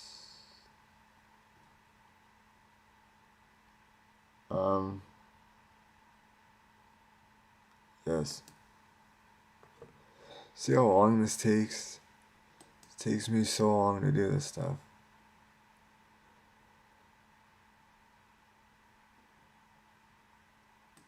I wonder if my internet connection is bad now.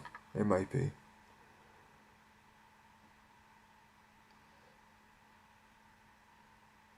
See, this one is interesting too. This video, all my videos are interesting, I think. I don't make stupid videos. But this one is interesting. Chatterbait, OnlyFans, and YouTube. Benefits of disabled people, building something, and chasing an audience. We're all chasing an audience. Whether you're smart enough to understand it, or humble enough to actually voice it. I don't know if humble is the right word, but you gotta be willing to voice it. 1.6 isn't bad.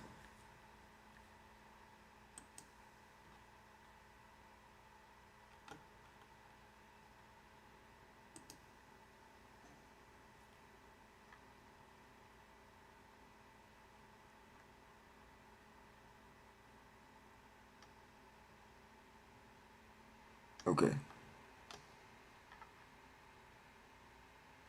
Back to here. Let's see what we got. We got a message.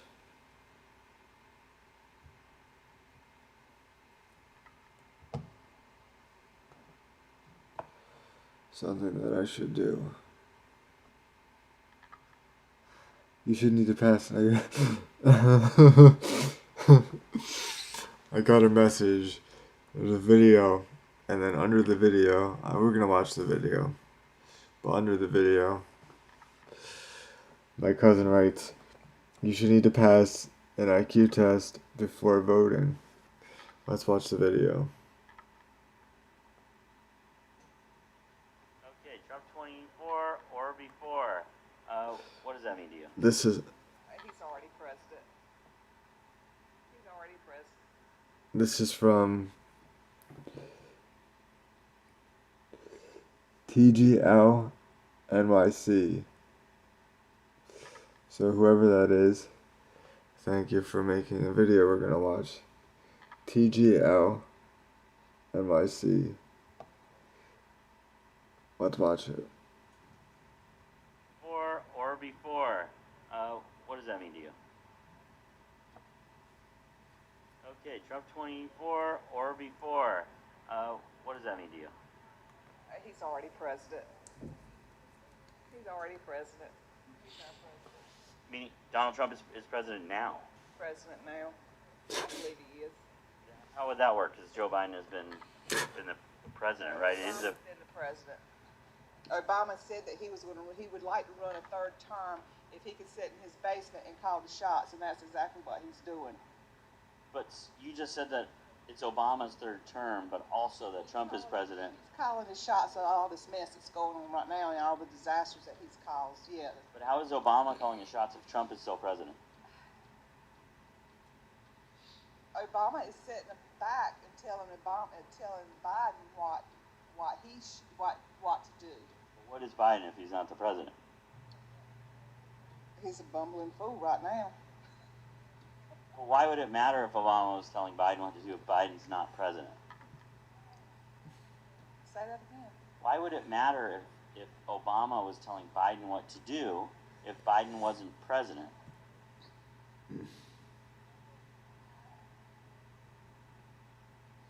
Okay, Trump 24 Wow. or... That is amazing. I think the best part was actually what you couldn't see, and this lady wearing American flag glasses. These people they don't operate in a space of understanding. It's almost like they belong in mental health institutions, but that's not where they are.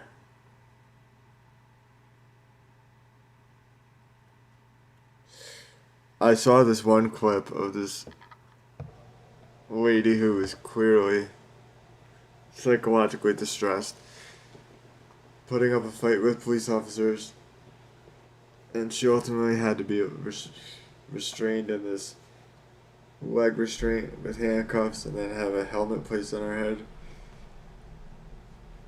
People like that don't belong in jail, they belong in mental health institutions. I think a lot of Trump supporters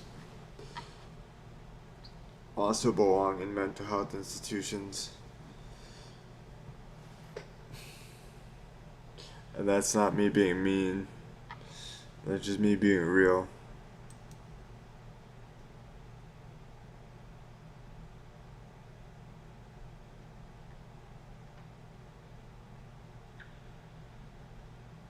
You know, it's weird to me. We can talk about this for a little bit.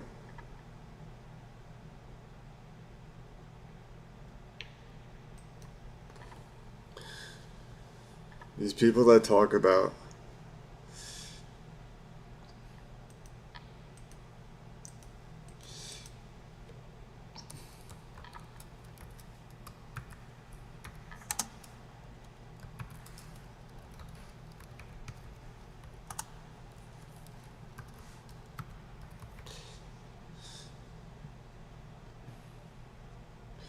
a lot of these people that say so much negative stuff about the people trying to cross over to the United States for asylum have no understanding of what it would actually be like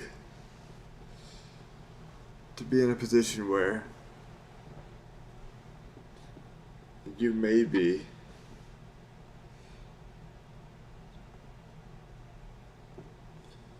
able to actually convince a foreign government that you deserve asylum status or asylum seeking status.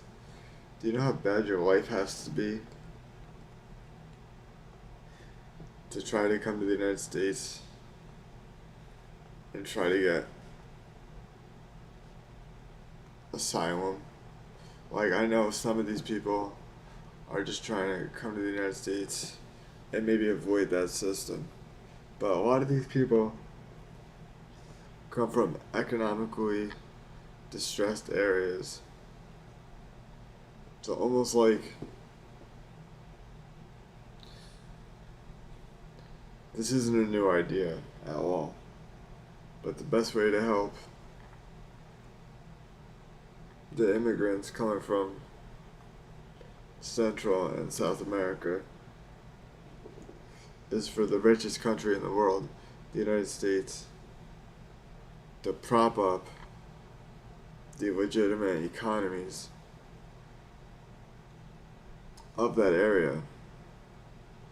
Give Central and South America some money and see how that works for you.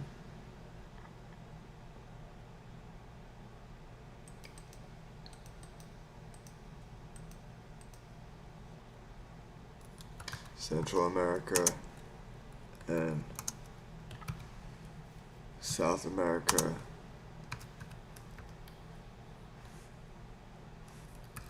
economic crisis. People just want to like ignore this piece. You can't ignore this piece.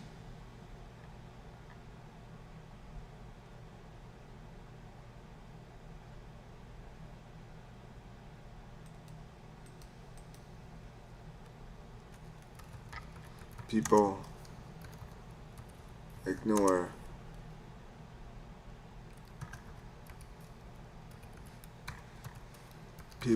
complexity.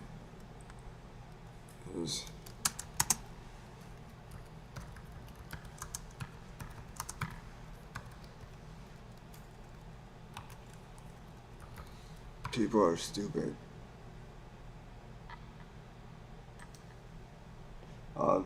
That fits almost perfectly there.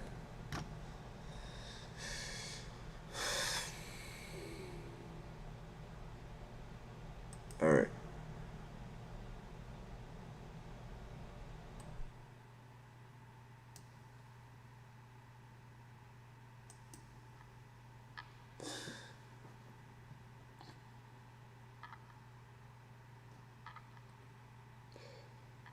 We are all insignificant in the eyes of the universe.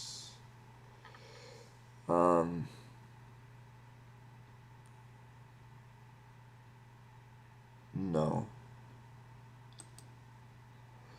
A society without marriage would be better than a society without divorce.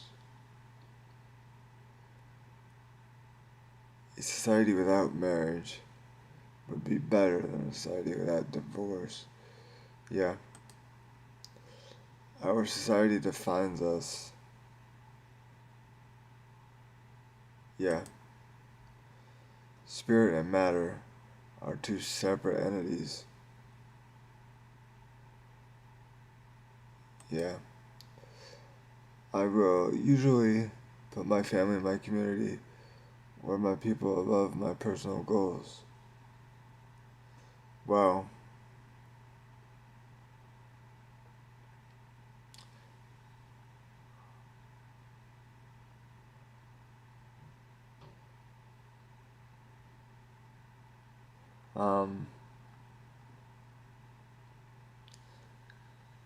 that's a hard one. I'd say I don't know. I'd say I disagree. Revolution is sometimes a benefit to society. Yeah. People have the right to try to achieve as much pleasure as possible.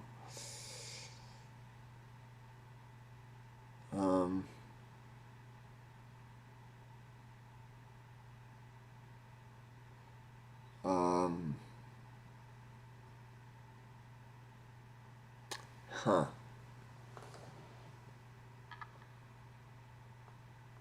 Probably not, because when you do that, you break the law. And you don't want to do that. Life is despair. No. Educating the mind without educating the heart is no education at all. No. Human beings possess free will.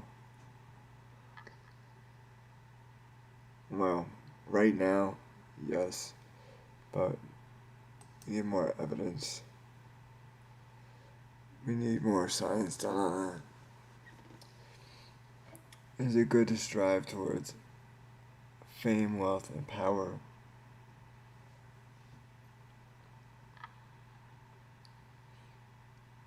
Sure. I would rather live alone in luxury than in poverty with friends and family. Well, I don't really like my family, but I live in poverty with friends. That's cool.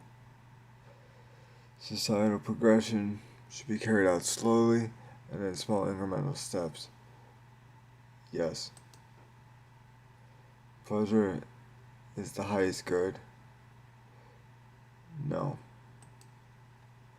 I don't care about morality. Disagree. It is foolish to let emotions influence your decisions.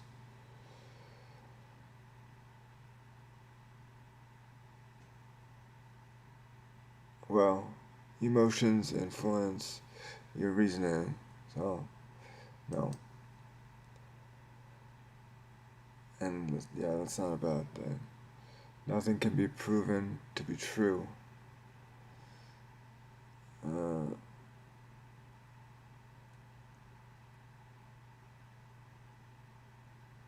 no. A life of fame and fortune is more desirable to me than a happy and meaningful. Be kind, for everyone you meet is fighting a hard battle. That's not true. I don't care what people say.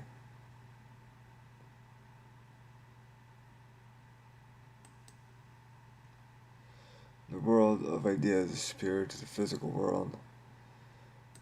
That's true. It's better to live a frugal life.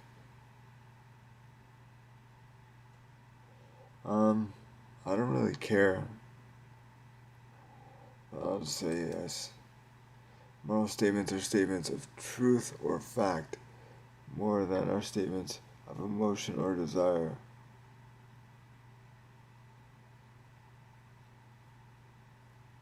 Disagree.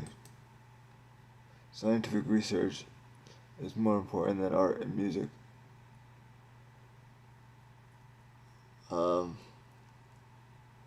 Disagree. I would rather live in a wealthy society with little to no morals than live in a poor society with morals and identity.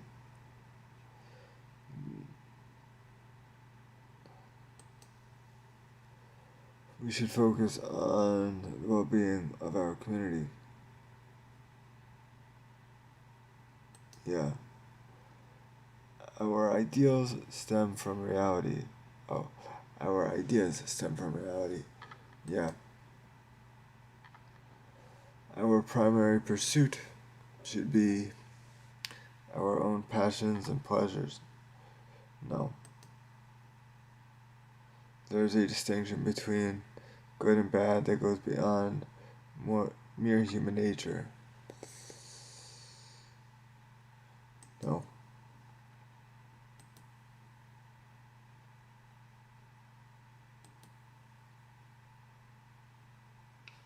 What percent is this? 63.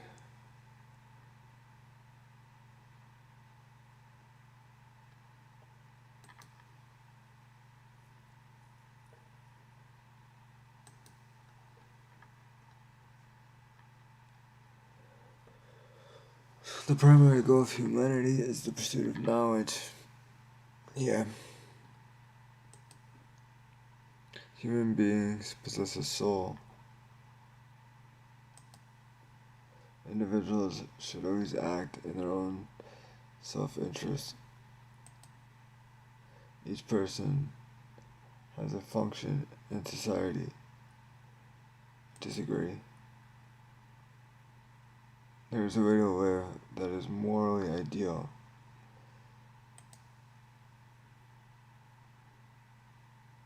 Is it not wise to be affected by strong passions and fears? Is it not wise? Disagree.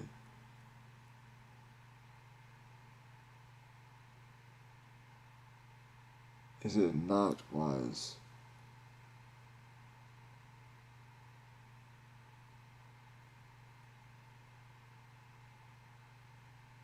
Is it not wise? Is it not wise of you, if you agree with this? So you're saying, if you disagree, then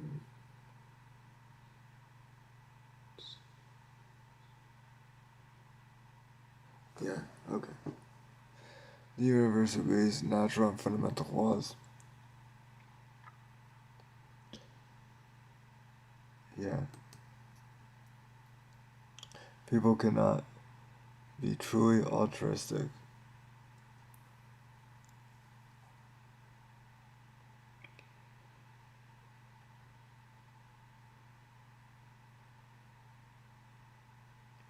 I don't agree, but maybe. Lofty ideals, such as justice and liberty, are of great importance to me.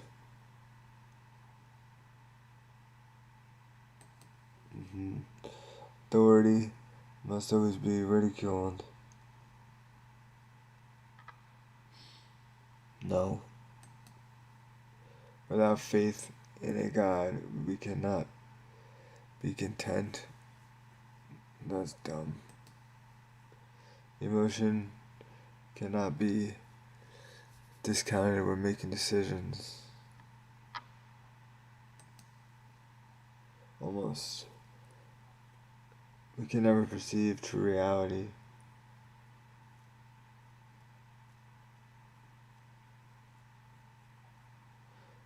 Wow.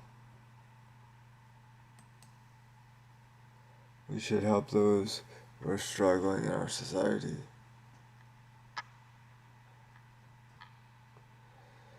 Cool.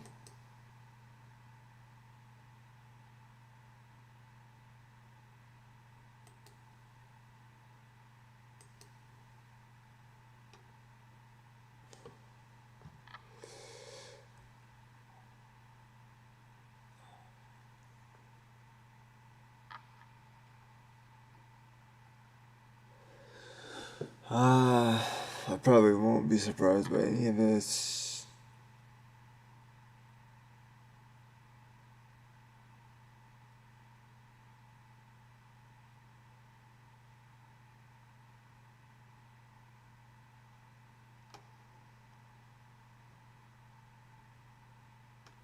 This surprises me right here.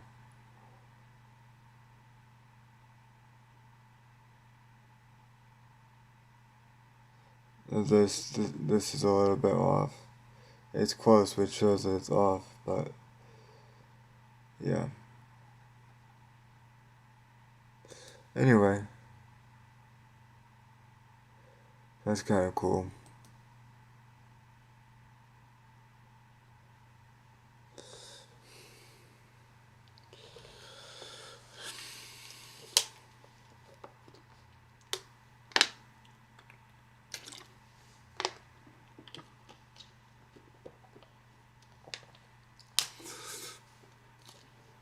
Let's get a cookie.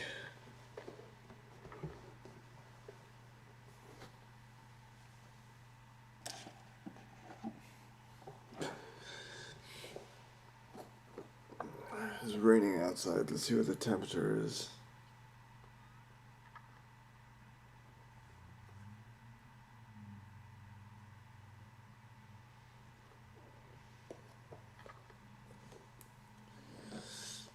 It is 46 degrees outside. See, this is typical mid-Atlantic weather. Cloudy, rain. And this is why people like the southern states more. Yeah.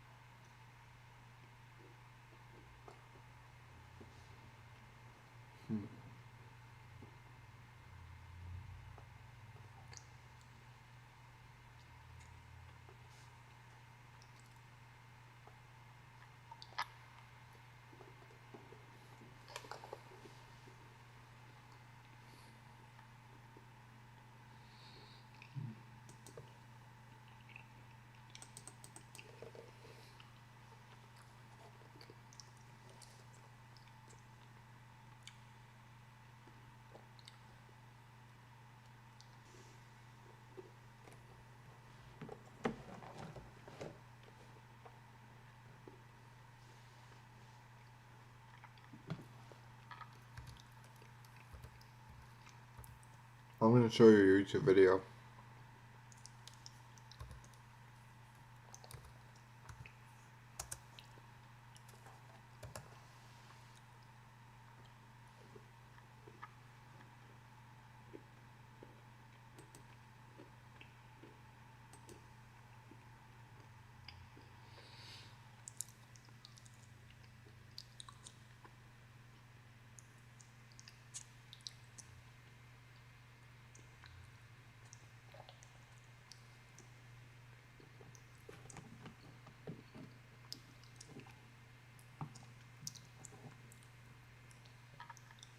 Yeah, I'm going to show you a YouTube video.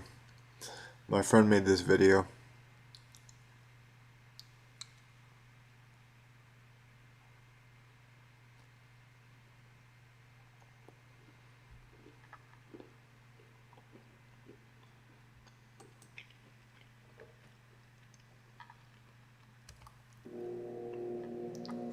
The growing fissure formed this low mound. Now, Okay, so, hang on.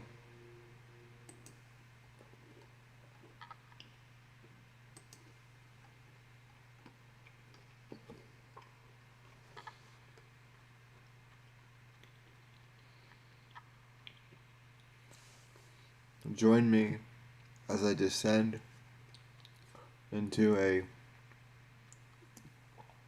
natural wonder called Black Magic Canyon, located in central Idaho, focusing on the incredible ecology and natural forces that carve the canyons. We briefly dive into this spectacular landscape.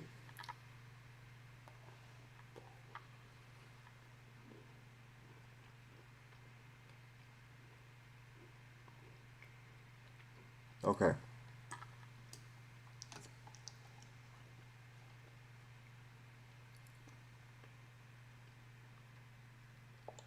Alright.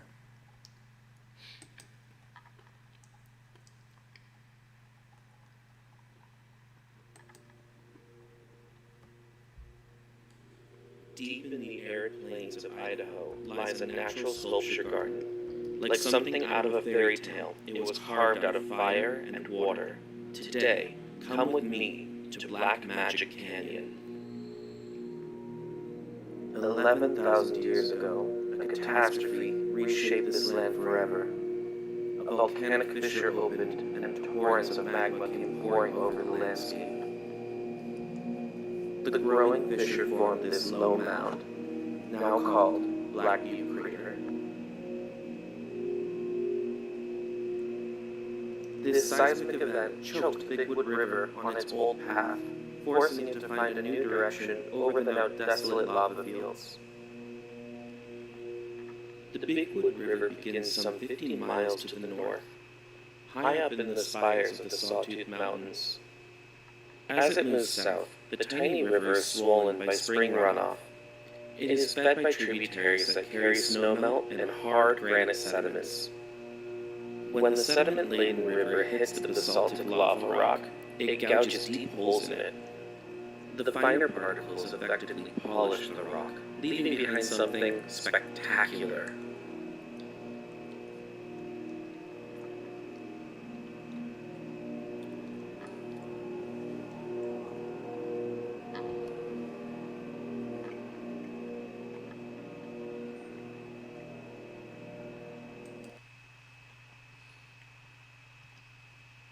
If you see, go back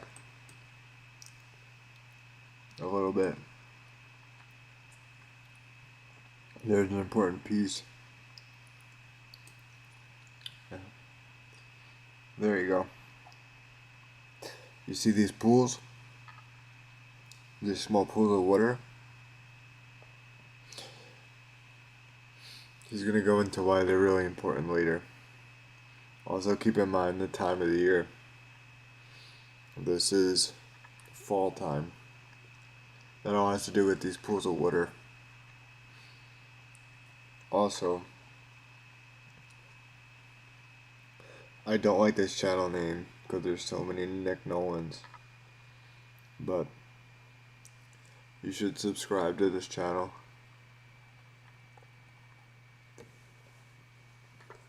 Because he's gonna make more videos like this.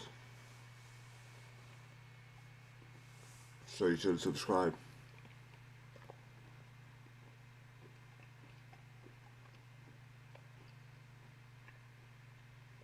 River hits the basaltic lava rock.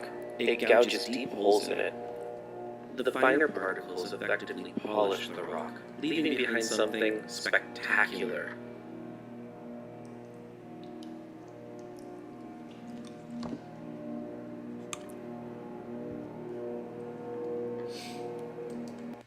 Did you see the big pool of water? Spectacular.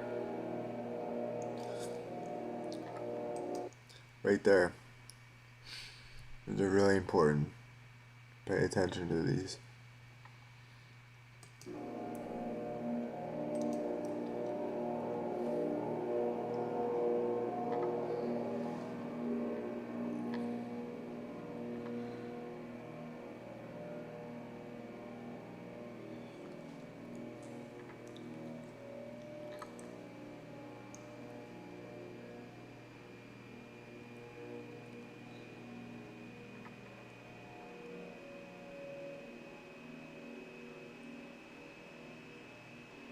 A 4-mile stretch of river has Hang on. hits the basaltic lava rock. It gouges deep holes in it. The finer particles effectively polish the rock, leaving behind something spectacular.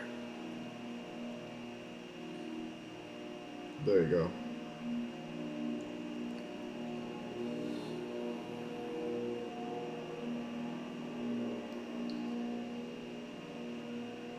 Oh, that's the actual video that's doing that. Oh, that's too bad.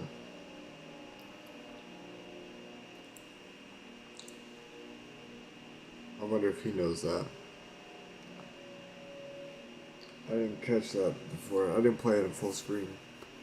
A 4-mile stretch of river has carved an otherworldly gorge into the landscape.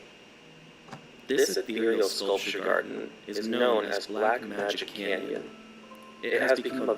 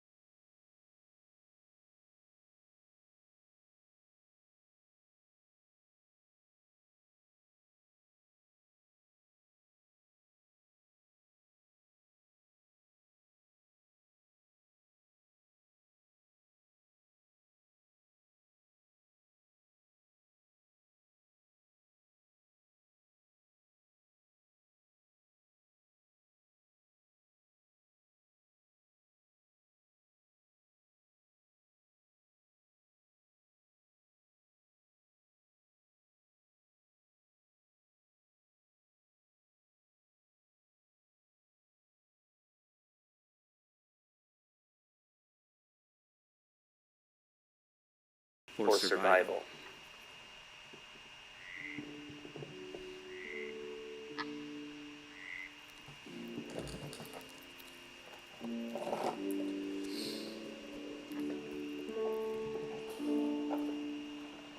All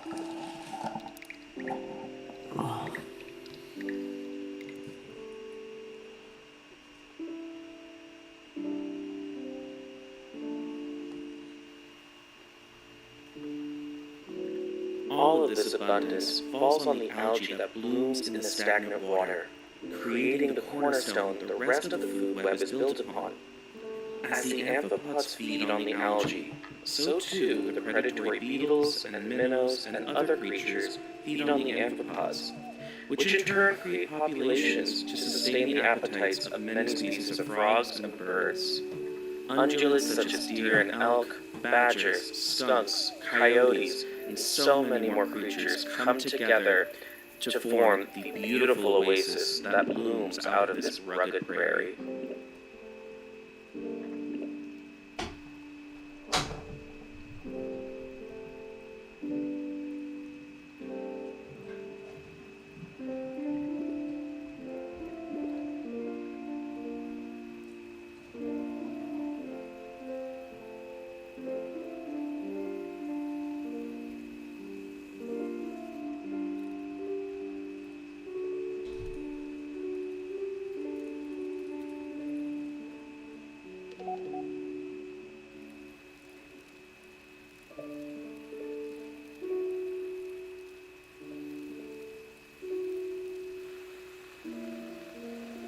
Unfortunately, life in the pools is ephemeral and relies on cooler weather bringing rain. Without it, the pools continue to shrink until eventually they are gone completely.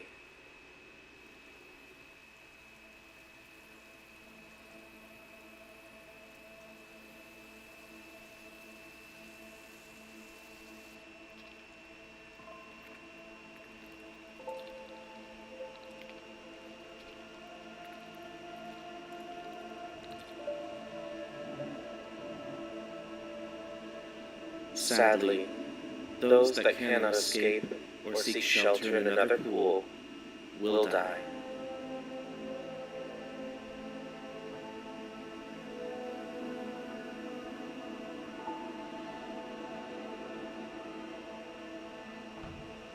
Eventually, autumn rain will come, followed by winter snow, allowing for life to be sustained in the canyon. The spring brings flooding, and the dams that control the flow of water into the canyon will open, allowing the parched landscape to flourish and carving the canyon ever deeper, continuing a legacy that only nature can leave behind.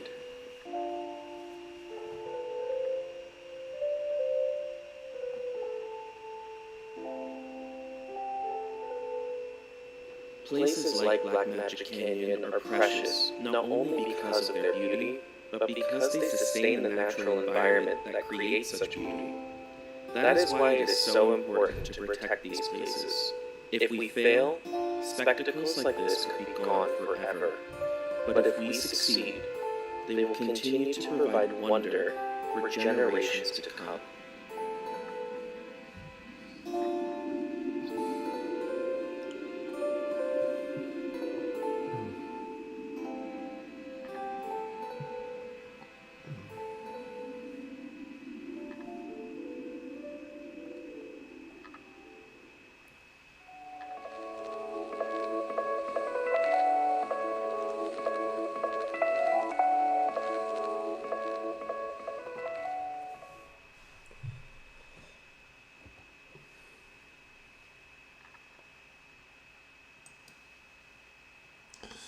So there's that. I think it's pretty awesome. I think it's well done. I have to tell him I played it on stream. Let's see what the comments are. I had no idea. Very cool. I have lived here 20 years. Never heard anything about this very beautiful place. Yeah, that's awesome.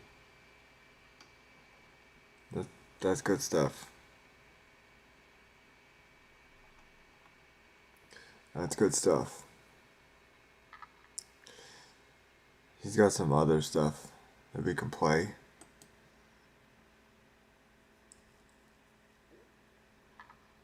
maybe some other time.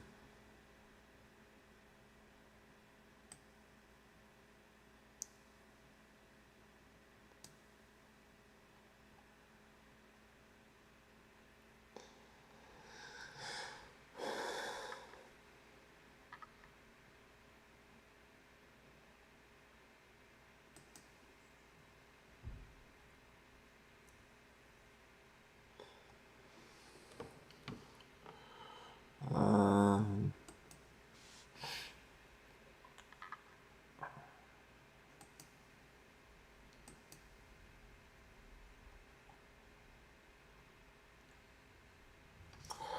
let's actually see if he's on right now.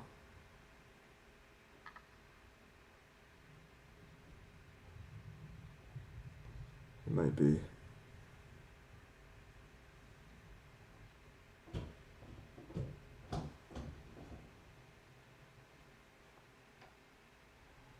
Uh, let's see.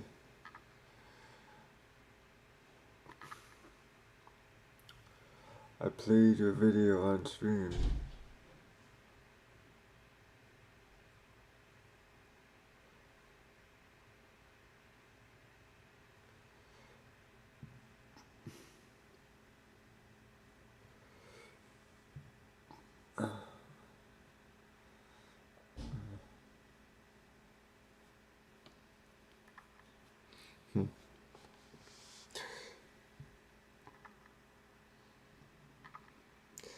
Fear.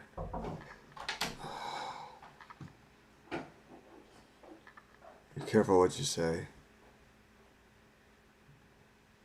You talking to me? Yeah. What did you say? Said be careful what you say. While you're recording? Yeah.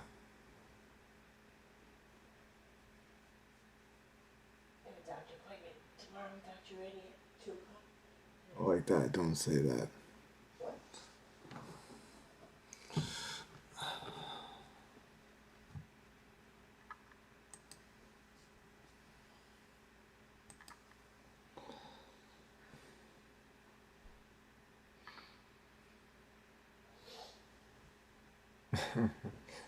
It's funny.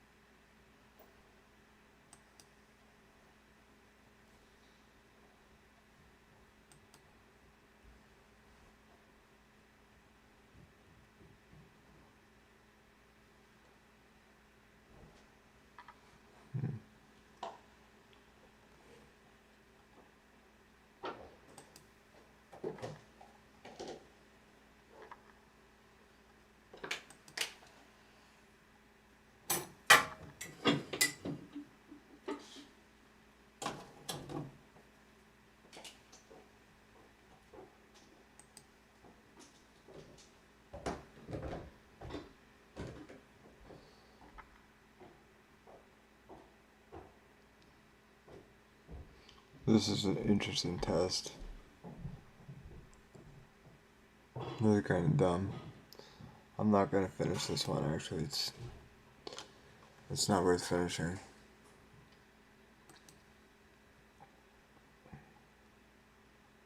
What do they say? They say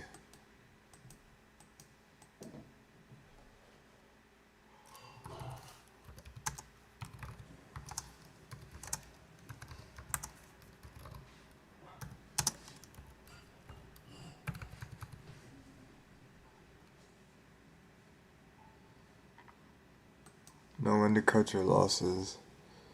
That's one of the most important phrases in life. You know when to quit.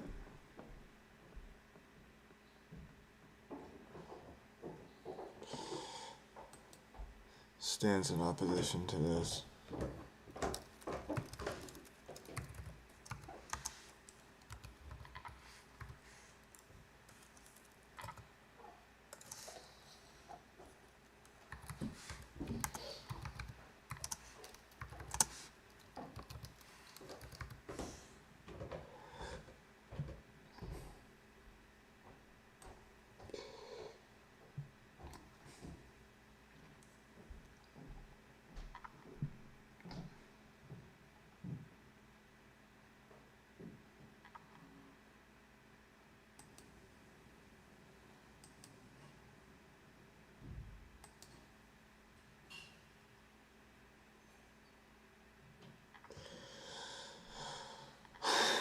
Interesting human psychology. Two things can be true at the same time. Don't quit and then know when to quit.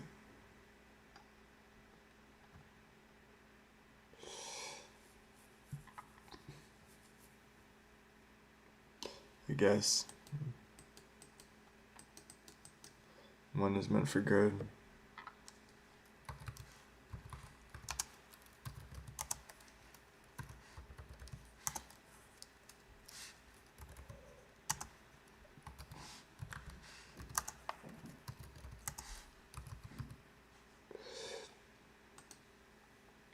And the other's meant for bad.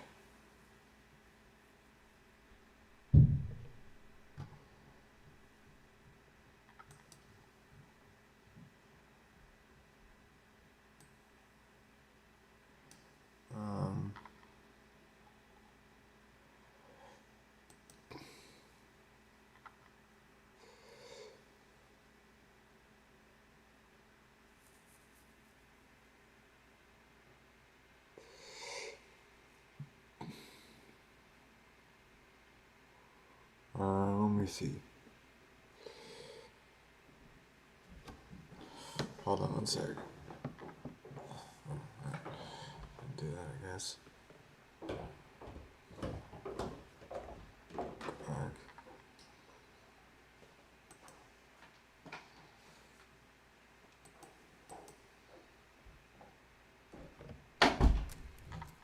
Says,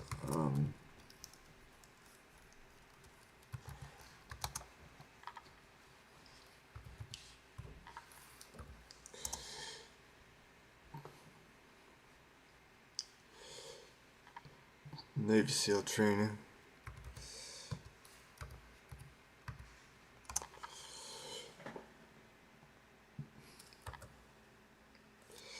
Say,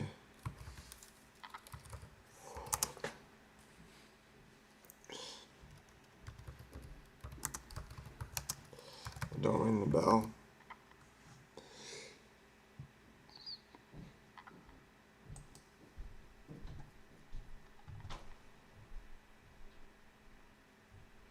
Yeah. There's all these sayings that are only applicable under certain circumstances. Language is interesting.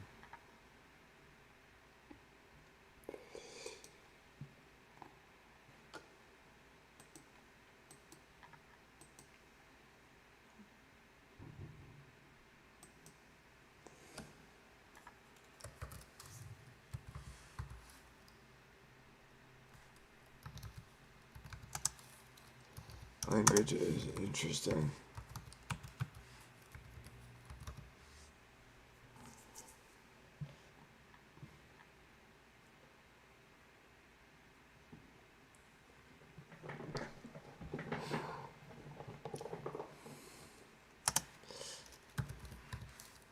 You can have double,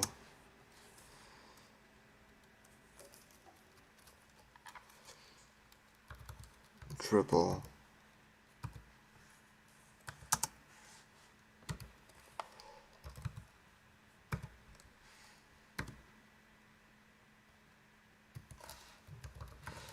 quadruple.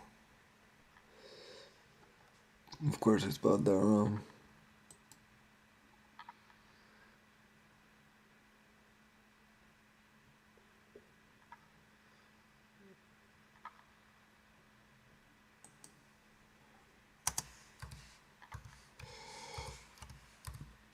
You can have double, triple, or quadruple meanings,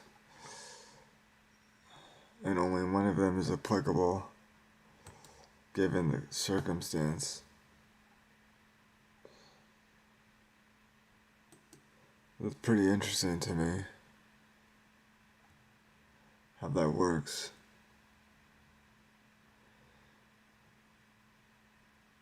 Seems like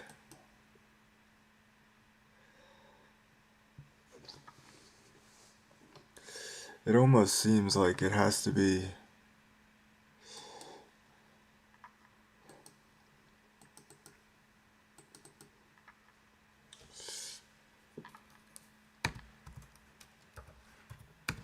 expression of ideas.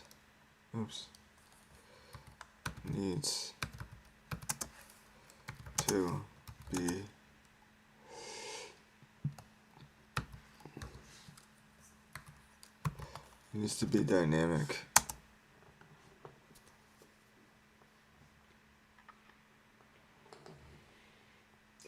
If you had a static system,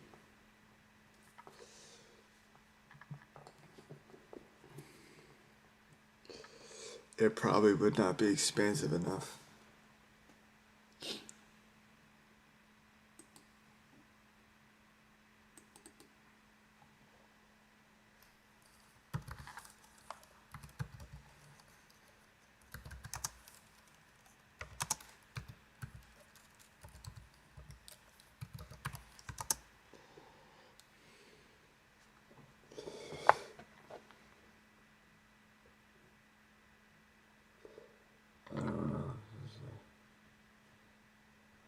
Okay, cool.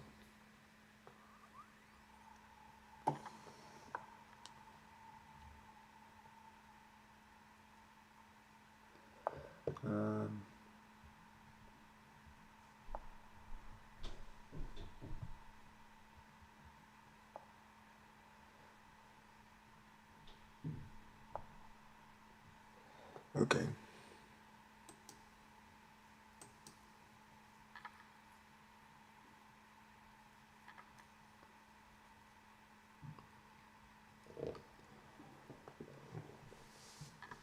One thing that's interesting, I think anyway, is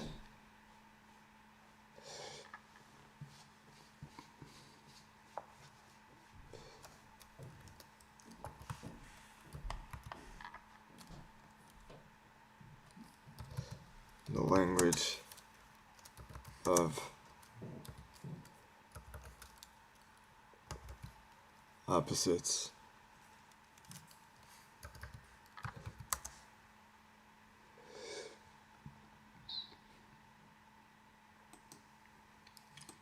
A situation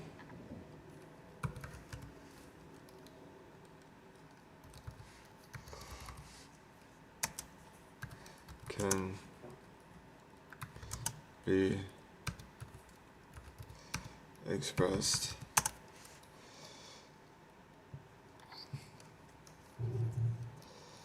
by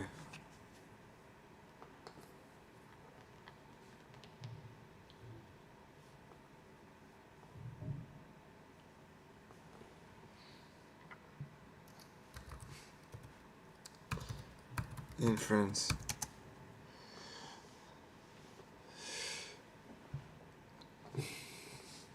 If you give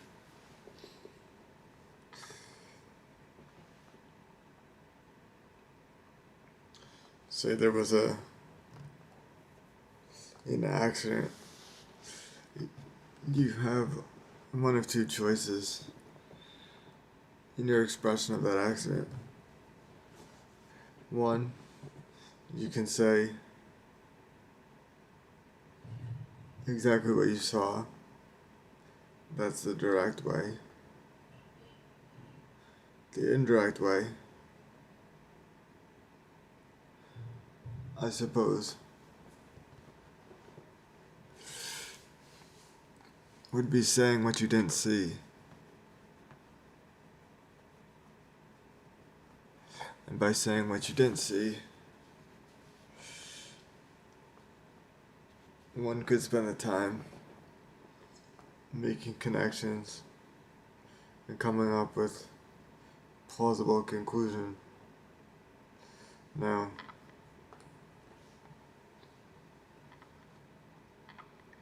writers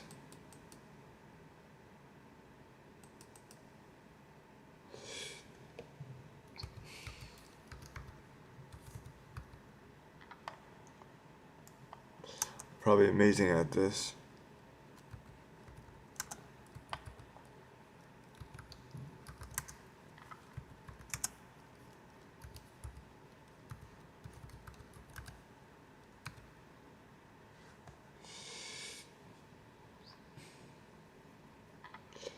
Because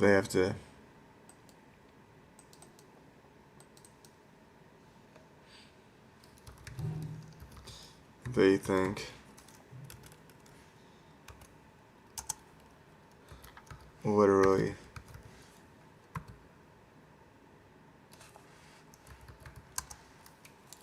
of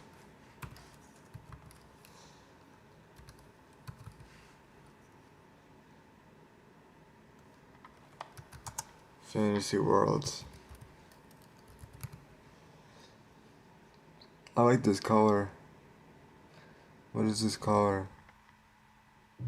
Turquoise?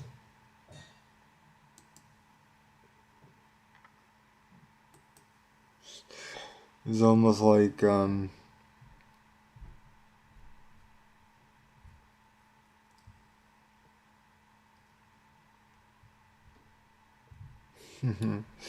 reminds me of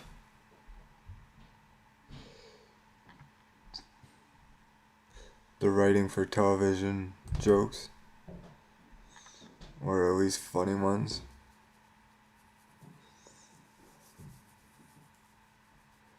They always kind of use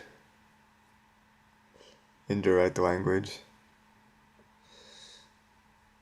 to make things funnier.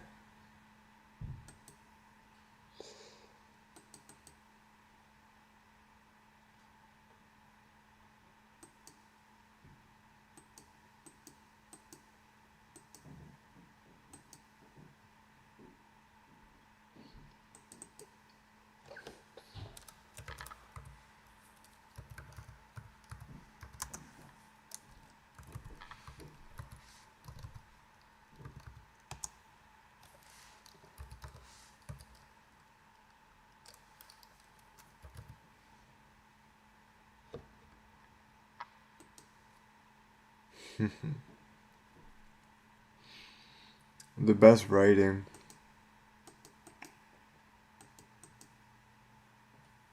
or the best humor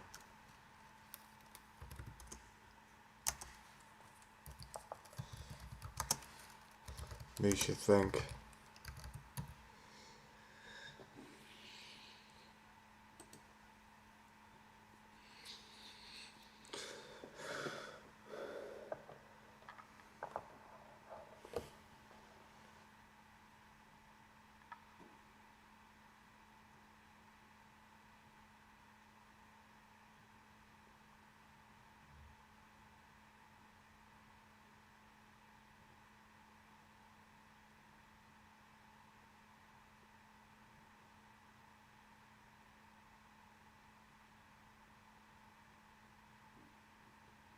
I'm looking for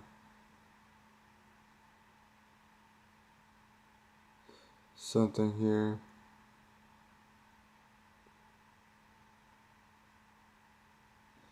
Yeah, okay, that's fine.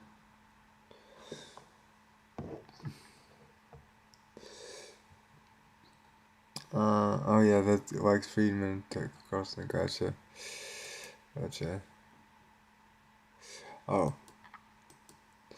We can talk a little bit about just a tiny bit.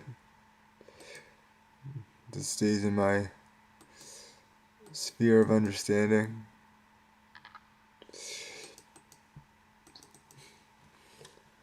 The Colorado ballot. Supreme Court. Okay, now.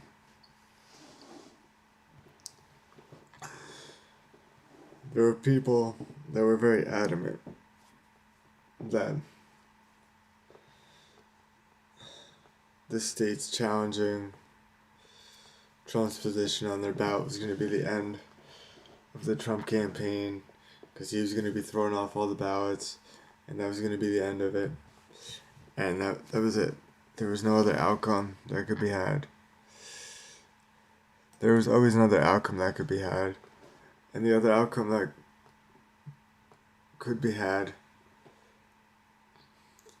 also had no reliance on nefarious behaviors. The Supreme Court, let's just take this example. Depending on how limited they wanted the scope to be, they could have justified any position.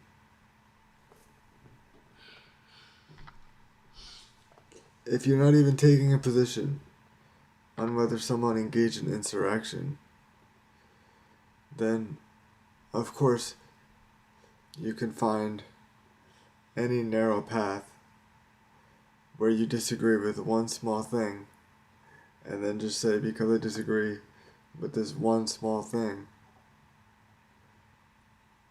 therefore Trump stays on. And in this example, the one small thing that they would disagree with is that in order for someone to be kicked off a ballot, it needs to be done through a congressional measure, which makes sense. That's fine. That's okay. Although, then if you make that claim, never again argue that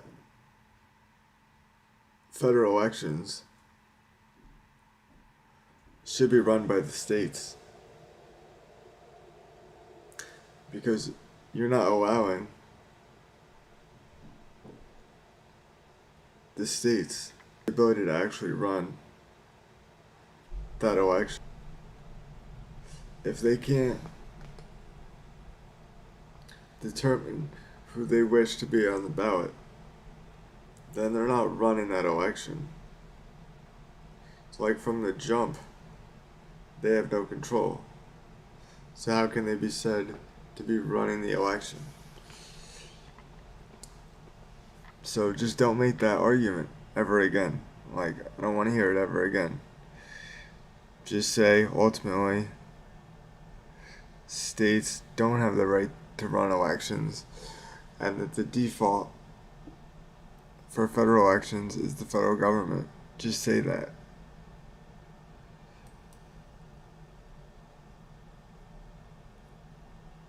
I don't know.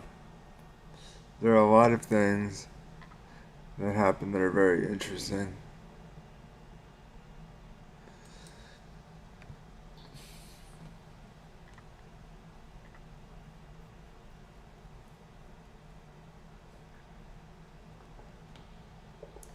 This Texas law that the Supreme Court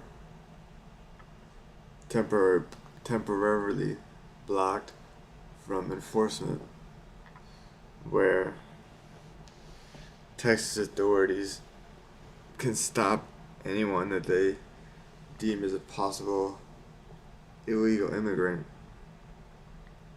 is insane. That's like, it's like stop and frisk but worse.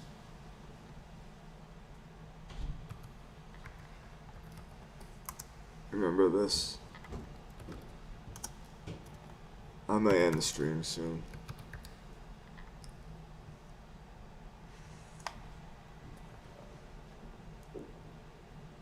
This is also an insane New York policy. This stop and frisk policy.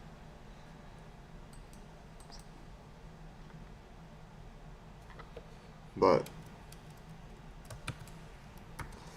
Eric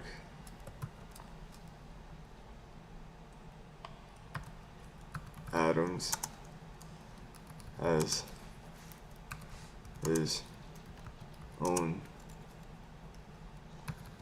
set of legal issues.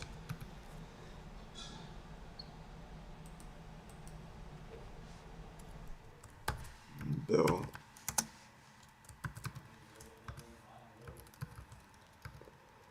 de Blasio. It's so funny.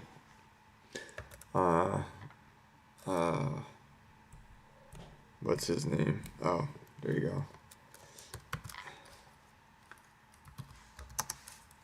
Whoa. That's trippy. Andy Cohen. New Year's Eve.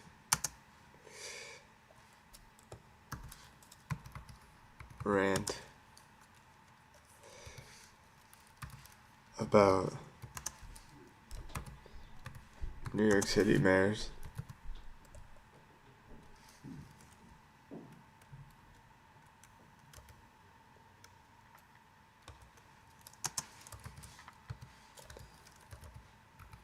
That's always pretty funny. At the very end, when they usually have the mayor dancing at the ball drop, he's always saying how much he dislikes the mayors. It's pretty funny.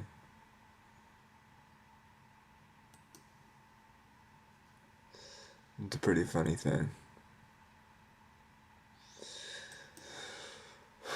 Let's see if we can look up some more demography, because demography is always fun.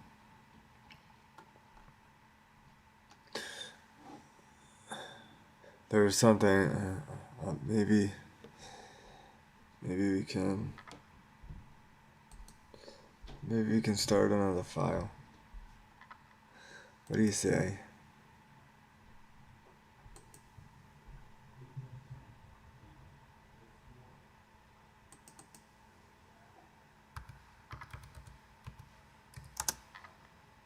Stream 5.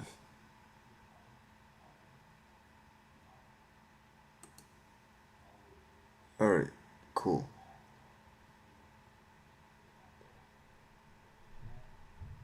And we'll start a new one.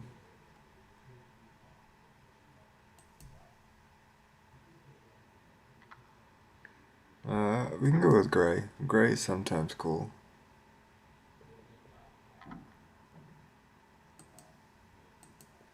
That's cool. Let's go with light. Light.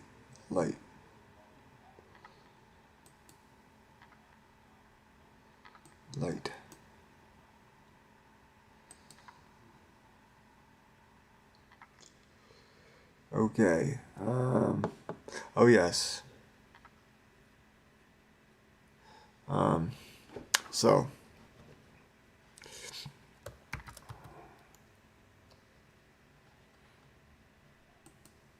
switch over here, switch over here, switch over there, switch that. Okay, ready? I don't know about that. Turkey, inflation is at, let me make sure I get this right, from CNBC, Turkey annual inflation soared to 67% in February.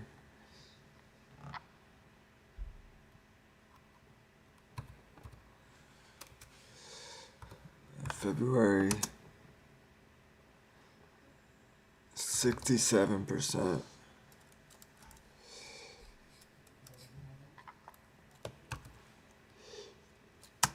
You know what this means, right? People need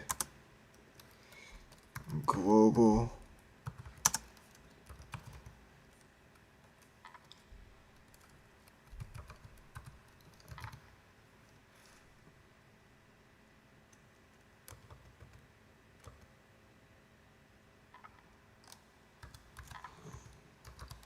perspective.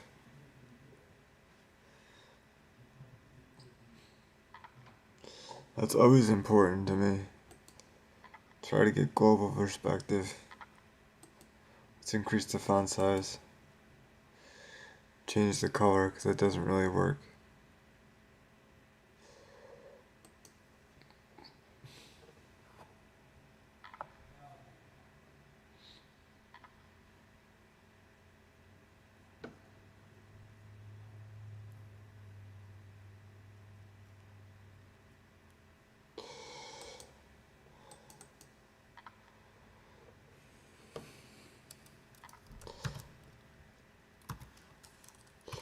France,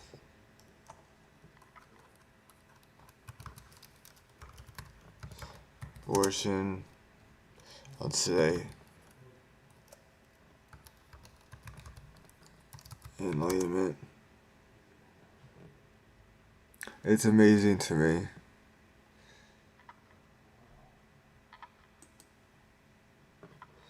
You can have one country where they're arguing about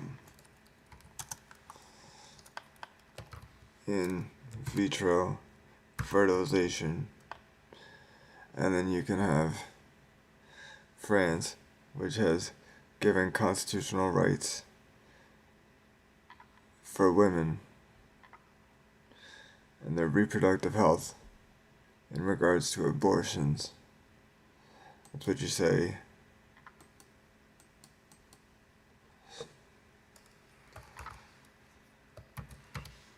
Night and day.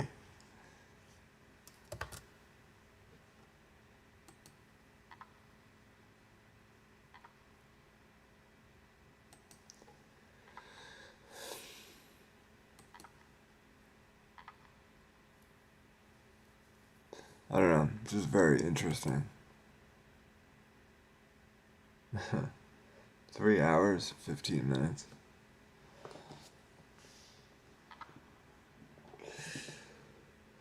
That's a long time.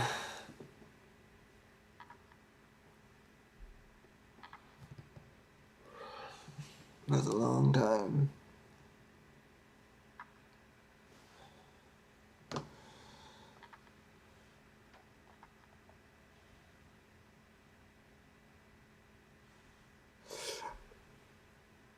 I'm a part of a Reddit group,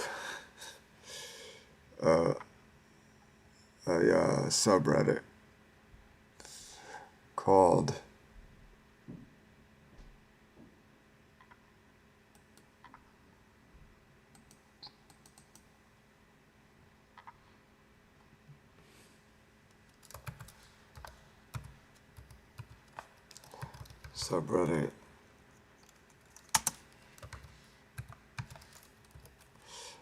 Iceland, because I posted something about Iceland. It was about Iceland being the safest country on Earth for 2023. And turns out that this subreddit is all in Icelandic language.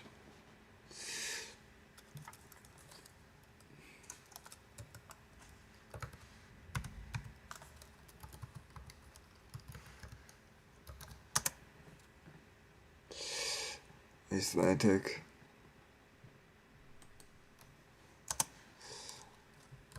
Which I didn't know. But I still stay in the subreddit. Just because I think it's funny. But, it's very interesting. Apparently, I don't know if I said this before or not. Let's go with green. Apparently, so speaking of languages, you have English. Whoa. That is definitely the wrong color for that. I gotta go darker than that.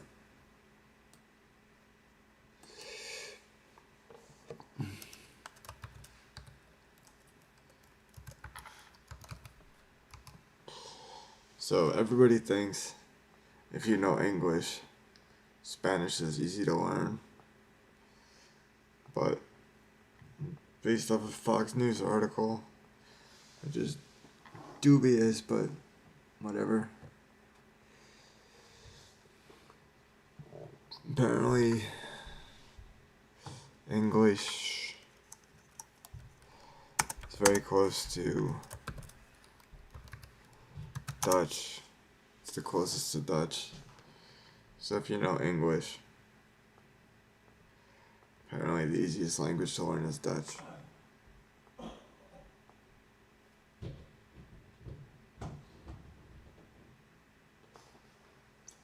Also easy to learn are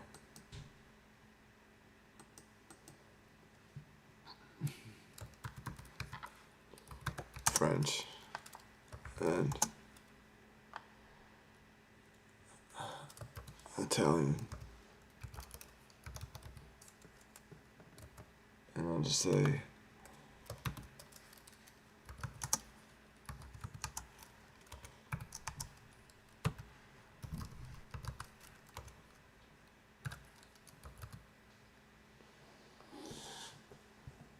so that's pretty cool. So if you want to learn a language but don't want to try that hard, go with Dutch.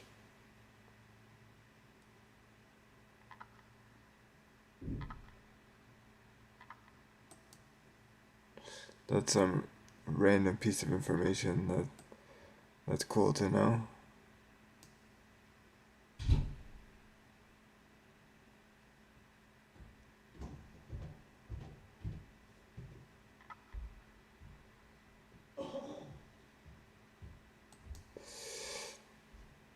I don't really like this gray background. It's not doing it for me. It is not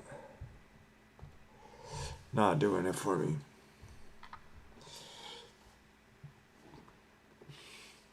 This is pretty cool.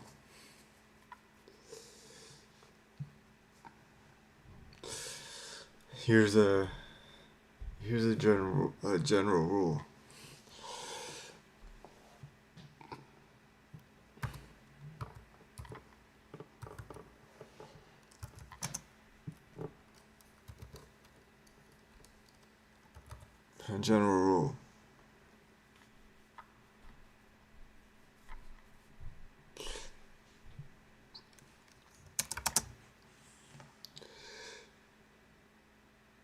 When your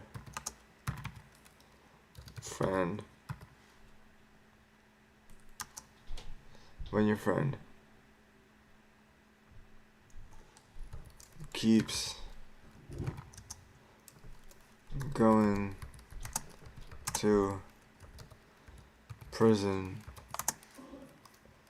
for you You are a bad person. Can anyone think of who I'm talking about? I'm talking about Alan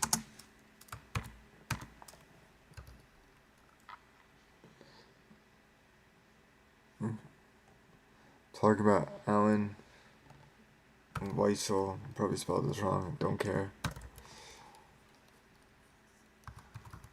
Alan Weisselberg and Donald Trump. Now, Alan Weisselberg keeps going to prison for the bad person Donald Trump. That's pretty funny to me. That is excellent.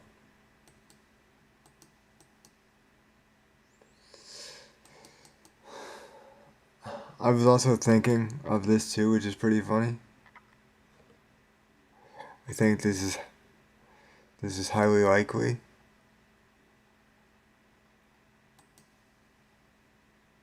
And it will annoy Republicans, which will make me happy. That's good color. So, Funny Rose could be, that was an aggressive tap. Funny Rose could be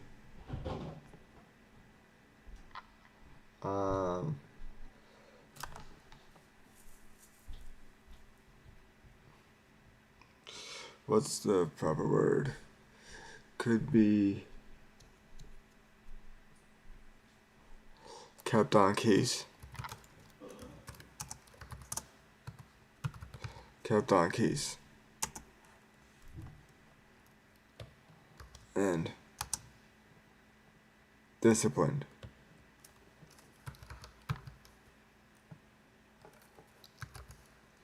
Could be disciplined.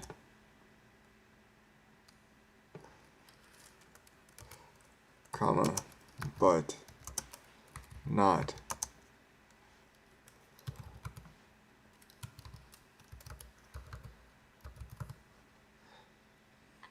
You imagine how much Republicans would cry if this was the case, which I think is likely. There could be some sort of discipline, perhaps, but there will be no removal, and Republicans will cry. And I will be laughing about that. It'll be fun. Anyway, it's now 5 o'clock, and I've been doing this stream for almost 3.5 hours. So I think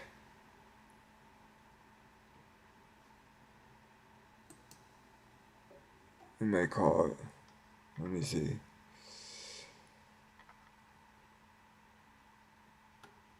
Let me look at this stream. That's a nice thumbnail. I like that thumbnail a lot. I was look at this breakdown here.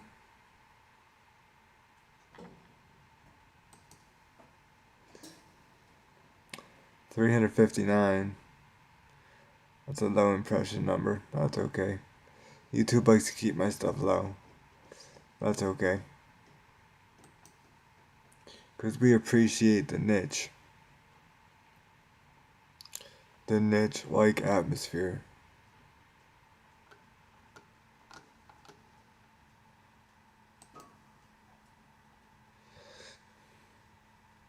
This is a perfect example of what I'm talking about. So,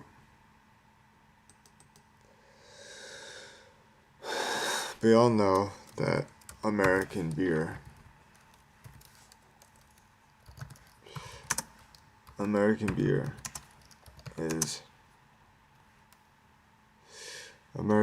is awful, right?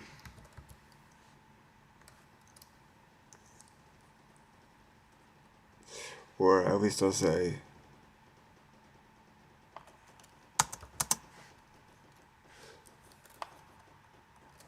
popular. No, I'll just say, I'll just say this.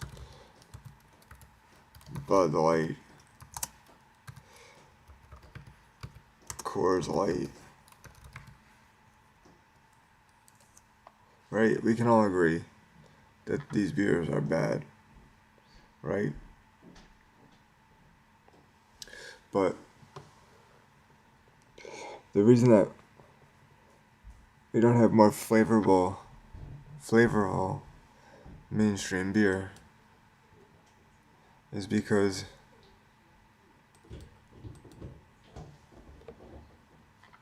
weak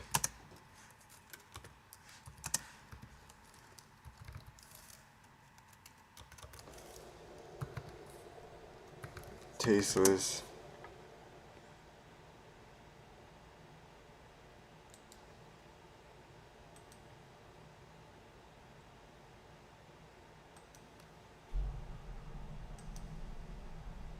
what is going on there?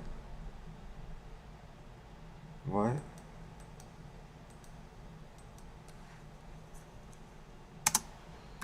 Oh, okay.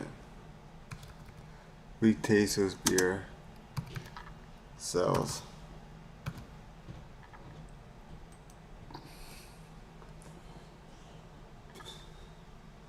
We have adopted this mindset or taken to this mindset that the number one objective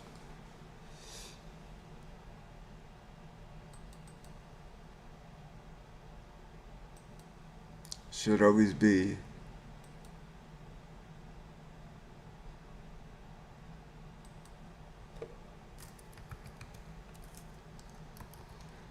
sell to the masses. However, that leads to soul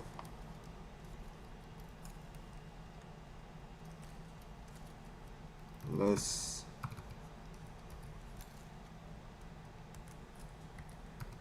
leads to soullessness. And that's the American problem.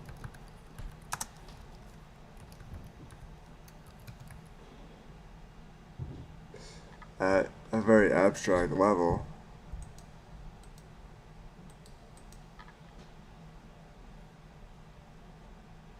we have a problem of soullessness in the country, and it's not religion. So,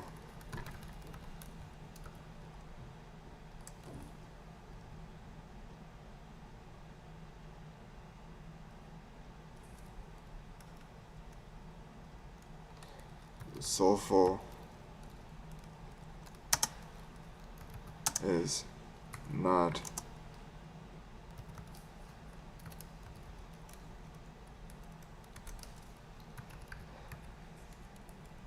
soulful is more like an identity.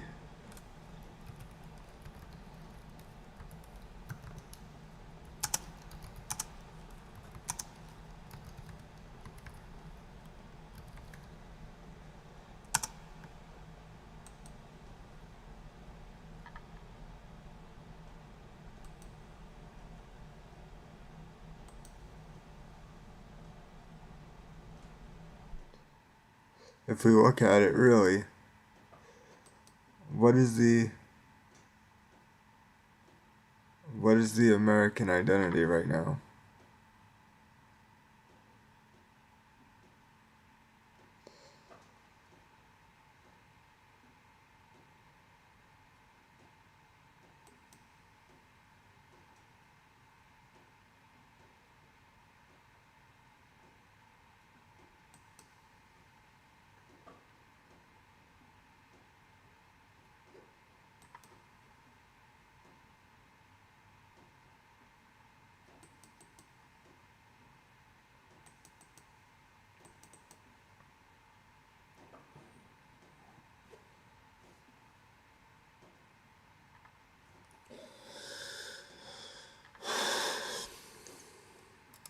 This is very clear now. No.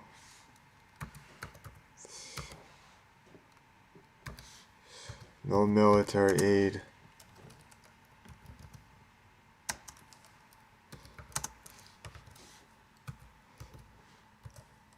No military aid to Israel.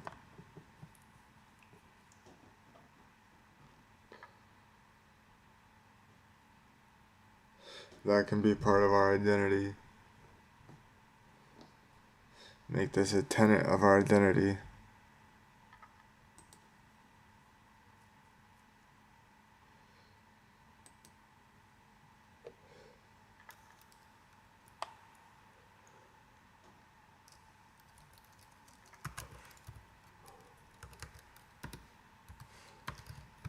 Corporativism,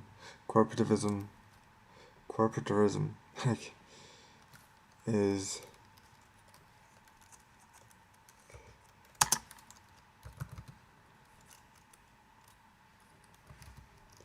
identity.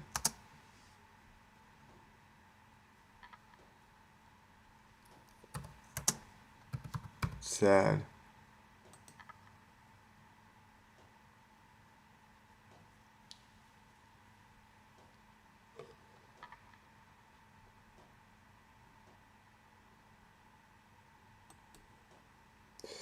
I think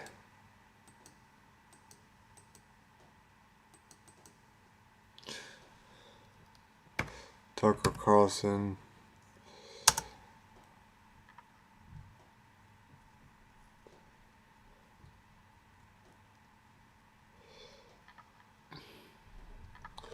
does one thing well.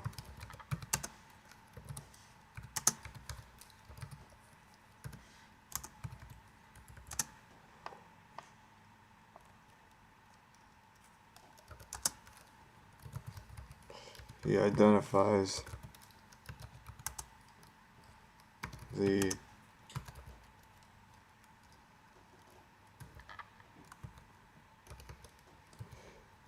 corporatist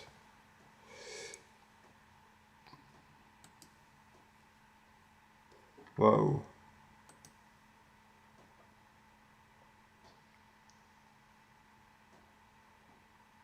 The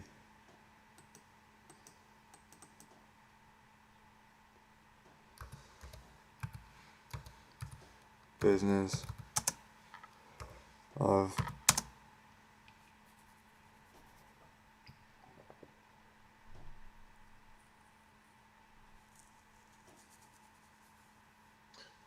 of markets.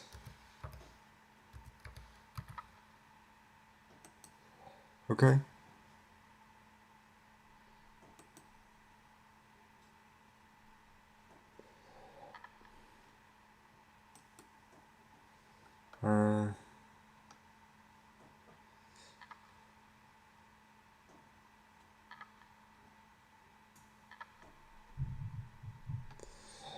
I think that's gonna be the end.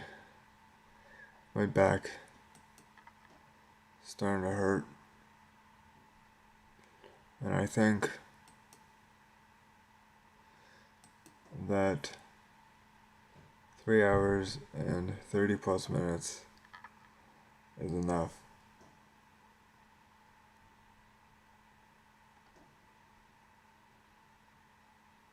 So I think that's gonna be the end.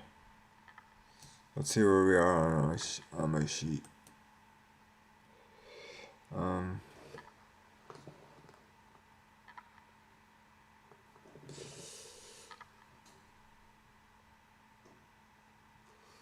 Yeah.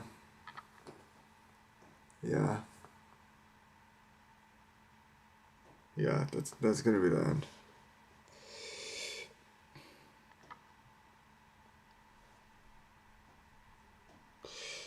Unless just want to do one thing.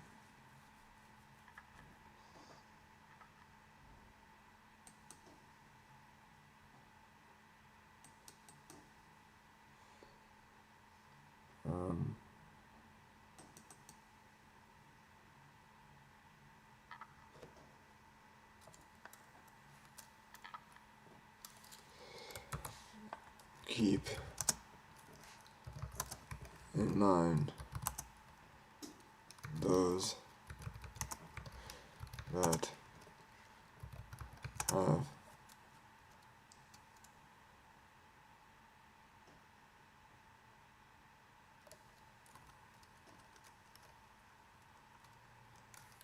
that have died.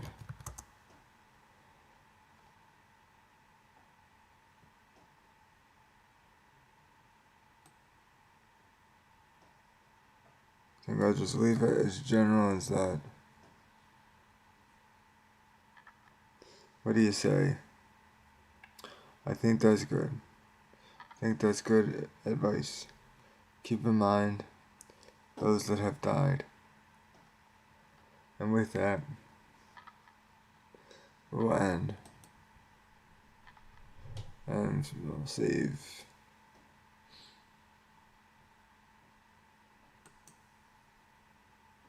I'm gonna call this Stream 6.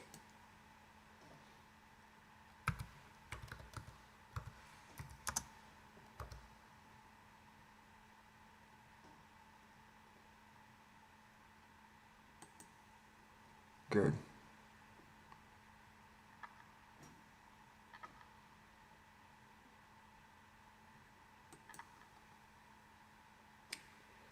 Well, that took out some time.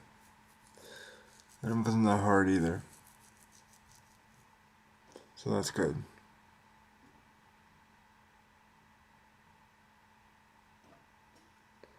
Hope you enjoyed at least pieces of this. It's always good that you can watch the full thing later if you want. You don't have to watch the live stream. That's always good. And definitely there are pieces that are great. Remember that cool video we watched?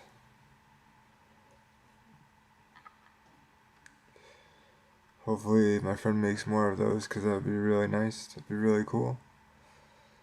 He has plans too. I think his plans are ambitious. He said he wants to make 3 videos over the summer. So that would be 3 and 4 months. He might be able to make 1 or 2 in 4 months. We'll see.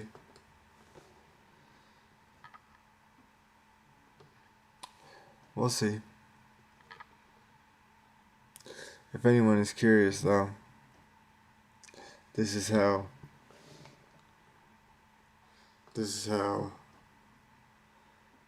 video making goes, even in a small sense. You have way more footage than you end up using, and the best people know what to cut and what to leave.